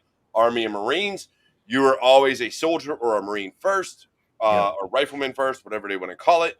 Your job doesn't necessarily matter, but you still tell them you want to do IT. So 25 series, which is Signal, 17 series, which is offensive security, so hacking and pen testing. And then you have 35 series, which is MI. So you could do those in the Army. I don't know what the Marine career field equivalents would be. And another thing about it, you gain invaluable experience. Most people say, "Oh, I got the certs, but I don't have any experience." That's one thing you'll get in the military as well. Yeah, you'll be a rifleman. Yeah, you'll be a whatever, first, but you'll gain the experience of actually working on the military's network throughout your career. So just saying. No, I was gonna say, Derek, you said 3 options. I mean, for me, it's 4 options actually. The 4th one is gonna be, because we live in the United States, right? So the 4th one is gonna be Proscola's, Empower, Bird America. There are actual nonprofit organizations that actually give you certifications for free and do resume writing and actually make you go into like job recruiters and stuff like that. And then you could also, if you're African American, you could join Blacks in Cybersecurity. If you're Hispanic, you could join Raíces Cyber, where they do free certification training. Like if you're a female, there's Women in Cybersecurity. So there are free training out there for anyone that's reaching out. Like the United States, we have a lot of free stuff available. You just got to look out for it, if that makes sense. I want to add on to what Keeping It Techie was talking about his experience. Anyone says that it is too hard to get into the field because they don't have experience is being lazy. I'm just going to come out flat out and say it. There is plenty of opportunities, no matter which one of these paths you take, to get experience. Whether you're volunteering for like a local church or a nonprofit organization, you're building your home lab. Everyone can build experience no matter which one of these paths you decide to take.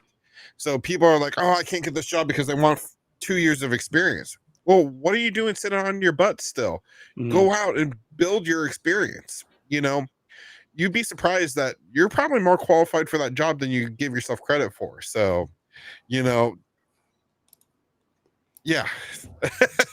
No, I agree. And I want to add on that too. And I don't really talk about this, but it's like people with disabilities as well, right? Like people have, and I have a disability. I don't really talk about this, but I do, right? This is probably the first time I'm coming out, and people don't believe it. People don't think of it. People, I have friends that I went to school with in college and like, oh, like I want to do this, but I think I'm too retarded, or too stupid or whatever the word is, and people are like, oh, I can't do this. I can't do this. And I'm the prime example. You know what I mean? Like I have a lot of success in the field. I have a lot of, qualifications, and I came up, living with something that I'm like, fuck, am I going to ever be something? You know what I mean? So never let anything like, limit you, because that's only in your head. Just like how Derek said about going to the gym, right? That's in his head, right? Like it's his own self prison. So it's like, don't ever compare yourself to the next bloke. You know what I mean? Like, don't be like, oh, like this guy is this guy is that. Like, and I used to do that. Like my younger days when I was playing hockey, I'm like, man, I'm not as fast as this kid. I'm not as fast. So I need to start running faster or whatever the kid, or skating faster, whatever it is. Until you find out it's like, okay, the only competition you have is yourself. So if you just keep to that, like fucking you versus you, that's all it is. Like that's what I'm, that's what I did with myself from this year, for example, for YouTube and my career, and how I'm going to be next year. You know what I mean? So always face yourself. So, and I want to look. All right. So I know we're well past, Pat, this is your show. You're probably going to want to ask, do whatever. But I did want to touch on that because that is one of the things I've talked about heavily. Never compare yourself to somebody else, because your day 1 is somebody else's day 1,000. Mm-hmm. Your day 2 is somebody else's day 10,000. Mm-hmm. You compare yourself today to yourself yesterday, to yourself the day before. you only ever compare yourself to yourself, and you're only ever challenging yourself to yourself.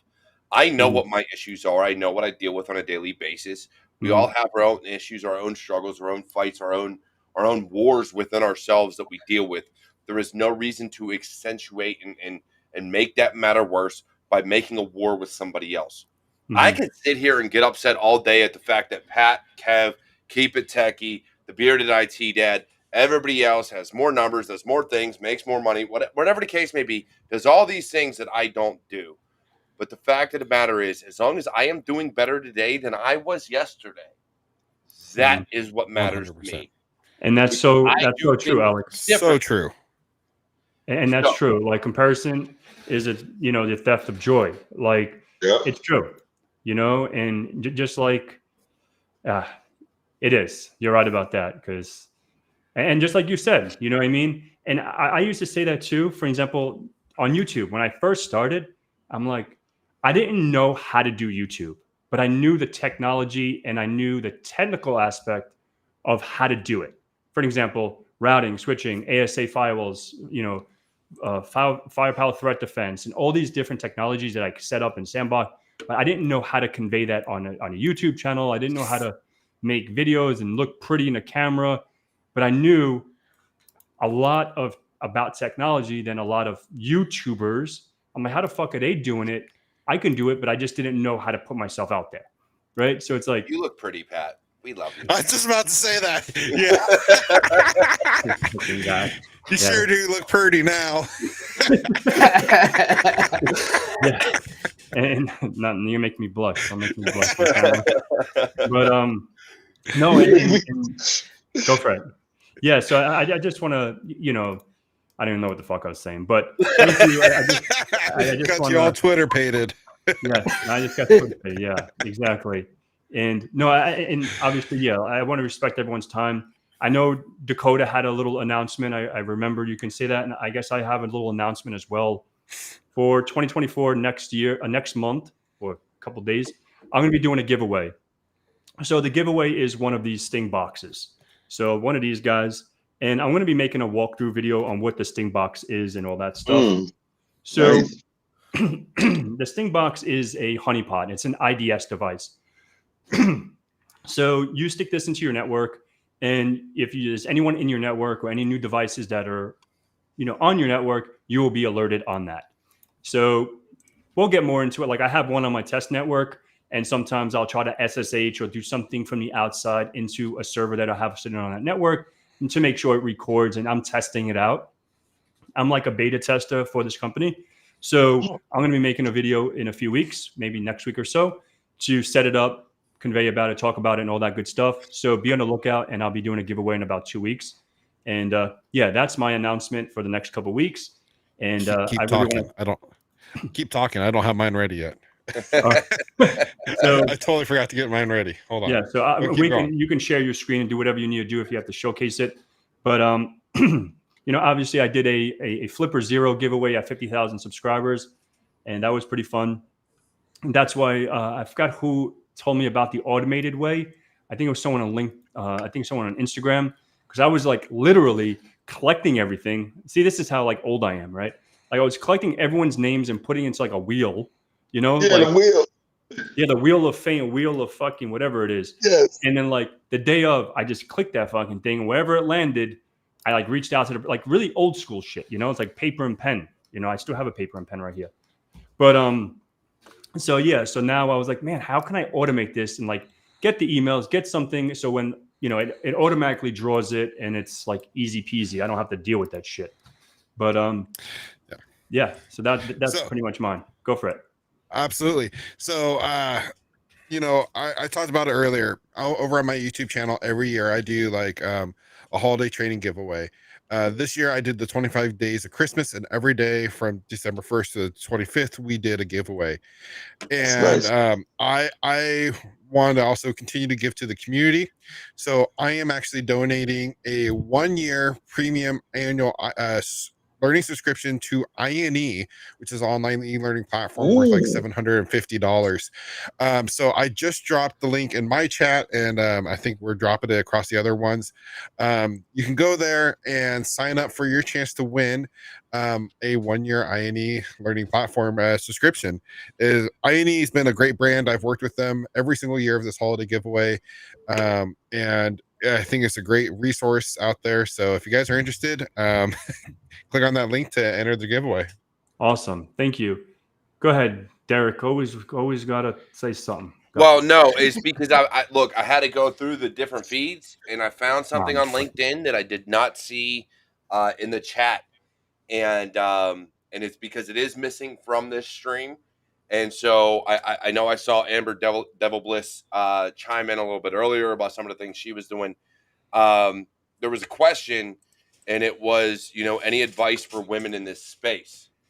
Now, I have had many women on my show. There's many women I'm connected to: Erica Eakins, Natalie Baker, Meryl Vernon, Amber Devil Bliss. There's so many others out there that are women in cyber jitsu.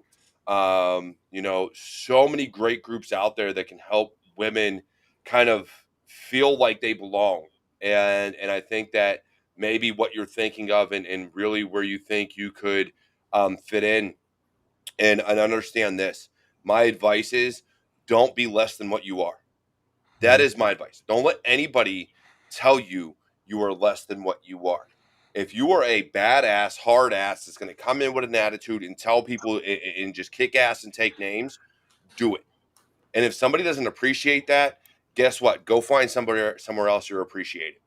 Go find somewhere else that is going to accept you for who you are. Because if somebody came into my organization and came into me and was like, hey, look, this is how I think we should do X, Y, and Z. And I'm going to ask you why. And if you can give me an answer why, then all right, cool, let's do it. Let's make it happen. Let's make big things happen. Let's make money. Let's make big moves. I'm all for it. If a company isn't willing to listen to you, then it's because they don't understand you and you need to find a new role. Don't let anybody tell you you're less than what you are, and go find these great organizations. They're going to be out there to support you. Another one is Hacker and Heels. Stacy Champagne is absolutely amazing. Go find her. She'll hook you up also. So many great groups, so many great women out there that if you're looking for help as a woman in cyber, get out there and get it. There's nothing that can stop you but you. Yeah, and the cyber queens, they're all awesome. Like you said, you mentioned all of them. We don't have to repeat the names. But I think women in cyber, whatever. I don't think anything should be blacks in cyber, Hispanics in cyber, whites in cyber, this in cyber. Like, we're just in cyber. I don't know. Like, that's just the way I think. Yeah. I don't like that whole shit. That's just me, because that's like dividing us, right? That's like saying, okay, you have to be this to be over here. You have to be that to be over there. Like, why can't we just all be one? Yeah. That's just my shit. You know what I mean? Like, because I grew up like that. You know what I mean? Like, I did grow up in an area that only this person or these people are allowed on this corner. If you go over there, you're not allowed. And it's fucked up. You know what I mean? Like, I don't like that. Like, I grew up with friends that were like, "Oh, I'm from J Block. You can't come over to K Block." Yeah, and I agree with you, Pat, on that. You know what I'm saying? It should be just, we're all in cyber or whatever. But I think a lot of times when people do that, it's just to show that certain groups that are not highly represented in that area, to put them out there or put a face on it and just saying, hey, we are in cyber too, and you can do it too, for that little black girl that doesn't know that she can do that, you know what I'm saying, or whatever, Hispanic or whatever, that you can do that as well. And so I agree with what you're saying, though. You know what I'm saying? I just wanted to add that caveat, because I think it is important in certain. I agree with Kevtech. I agree with Kevtech because I get that a lot when I make YouTube videos. Like, it's good to see an Hispanic actually make videos on YouTube. I can relate to you because you're Hispanic, and we get that same review, Kevtech, because you're African American, right? So it's like, okay, if he could do it, I could do it too. So sometimes it's those things as well. I do agree with that. So yeah, but yeah, I guess I guess because my aunt is Jamaican, you know what I mean? Like, I have different, like my own, back home, my aunt married a Puerto Rican guy. So everyone is like all mixed, right? My daughter is Indian. right? Her mom is Indian. So it's like, I'm not going to be like, oh, this is a little Indian girl. That's a little black girl. They're all little girls, right? Like, I don't know. That's the Yeah. way I see it. Because I don't want to teach Valentina, oh, that, you know, she's a black girl, or she's a Spanish girl, or she's an Indian girl. No, she's your friend. She's a little girl, just like you. Yeah, and I So, see it the exact same way. I mhm, get exactly what you're saying. I see the exact same way. mhm. You know what I'm saying? I'm sorry. I didn't mean to cut you off, but No, it's just true. wanted to let you know I I agree. think that conversation is good to have sometimes, right? And because there's a lot of that. I've seen it. I keep my shit on the DL, right? Like Eminem, right? He listens to all the rappers, upcoming rappers, and then he comes out with a diss song. But it's just like, He listens to them all and then just disses them. Fuck it. yeah, You he know just what? disses them Fuck all, you. or he gives them credit, right? Whatever. But yeah. So yeah, me too. Literally, it's like 15 minutes. So I went, Dakota went. So anything you want to say, Derek, besides what you've No, already I said, mean, really, for me, close out. it just comes down to the fact that look, one, everyone belongs. We all belong here. We are all family. We all want the same thing. We all want security. And look, I'll be the first one to tell you, I have a huge distrust of huge multi conglomerate fucking organizations. But this is our job. This is what we do, and this is what we love to do. We love breaking into shit. We love fixing shit. We love partially fixing shit because once we broke it, we don't know really how to put it back together again. But that's the hacker's mindset. That's kind of what we do. We take things apart and we try to figure out how to bring it back together. But any one of us is there for everybody else. We absolutely love you all. Reach out to anybody. You don't have to sit there and let's be honest, and this is where I'll be honest. If you are looking for someone to look like you because you want to feel like you belong, or you think nobody else is doing the same thing, then be the first. Be the first. Be the first one to do something. Be the first one to break into something. Be the first one to write a certain program. Be the first one to do something. Be the first. Don't be afraid. Because the moment you let that fear control you, the moment you let someone tell you you can't do something because of X, Y, and Z, and give them that power, you've screwed up. Because now Mhm. you've taken your life out of your own hands. Yep. Take Facts. control of who you are. Take control of your destiny. Take control of your fate. Be the first. Be the first one to write the best program in the world. Be the first one to develop the best automation for a car. Be the first one to develop the best automation for something. Be the first one to develop the best MDR or the best EDR or the best whatever. Be the first. Be the one that sets yourself apart from everything else. Because when everybody else tells you no, you tell yourself yes. You can do it. 2024 is a brand new year, and we got it coming up in about 2 days. Go out there, Yes. make big things happen, and be the best that you can be, and be better than everything else that everybody ever said you could be. Awesome. Good. Roger, any closing statements? Anything that you want to share? What's going on? If you want people to know where to find you and all that fun stuff. Oh yeah. YouTube Well, channel, Roger. Sorry. yes, I know. I gotta get a YouTube channel like you guys, man. I'm on Discord, but I want to this year. I want us, especially us six, to collaborate more on each other platforms, do more stuff together. Because we're all on the same mission. Why not us help each other? So I'll open it up. If you guys got anything going on, I would love to help you out. On your platforms. You got classes you're teaching. I could be your co-teacher or whatever, right? Because just us doing it alone, yeah, we could have a big reach, but I think us doing it together, we could reach more and don't burn ourselves out, right? Awesome. So Awesome. Thank you for that. And Josh, any last things? Then we'll go to Kevin and wrap it up. Yeah, my last thoughts. No, I appreciate you letting me on for this, Pat. This was an awesome experience. Good to talk to all you guys. You know what I'm saying? And we definitely need to keep things going. As far as collaborating or working together, because we all pretty much had the same goals. You know what I'm saying? And my channel. Hopefully it grows a little more, but just what was I gonna say? I'm kind of Take your lost what time, I was man. gonna say. um Crap. I forgot what I was gonna go to. It was something dealing with crap. Never mind. Just come back to me. All I right. know you finna close it out, but Yeah, if so I we'll think go to of it, Kevin and go I'll back hop to you, and back then we'll in. close it out. So go ahead, Kev. Any last words? Anything you want to say? Yeah, Any fun stuff?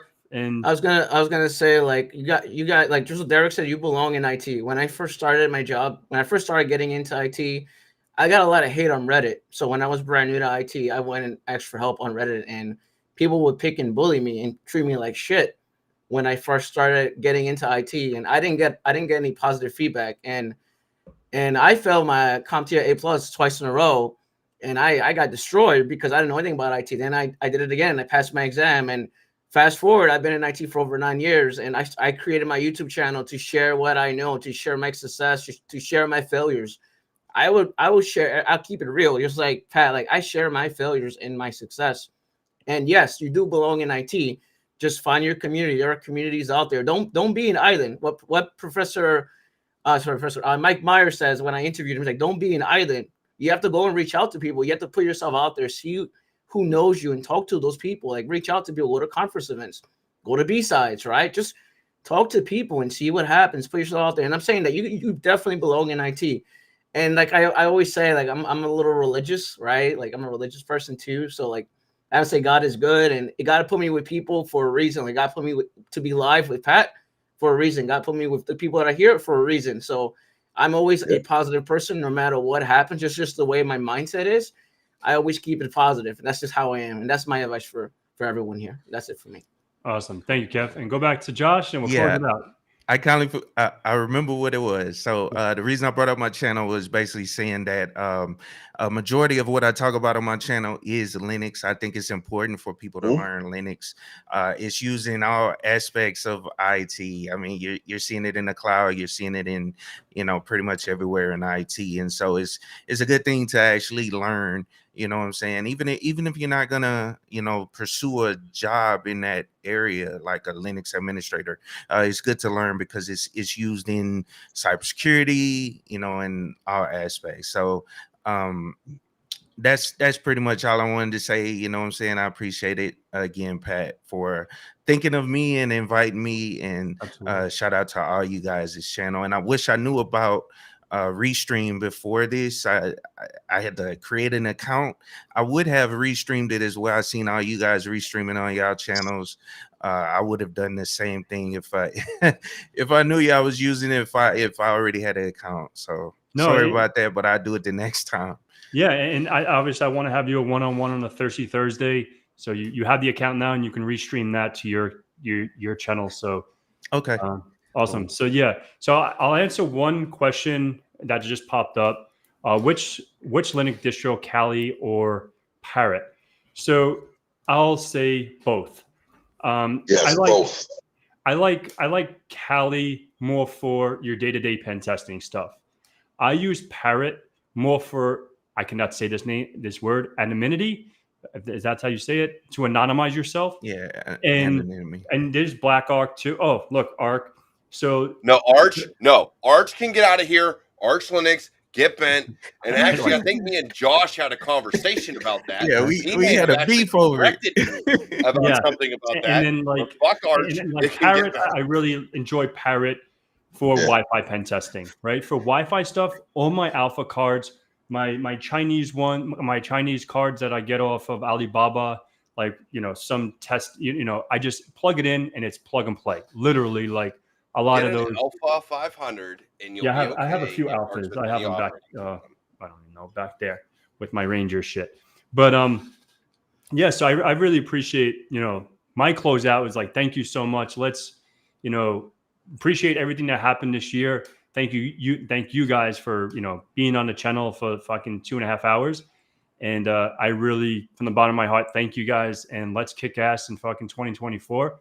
And let's stay in touch, and let's maybe make a group on whatever, Discord or what, we can stick to our thing on LinkedIn. But if anyone, obviously from any channel, obviously help support each channel, right? We can subscribe to each other's channel.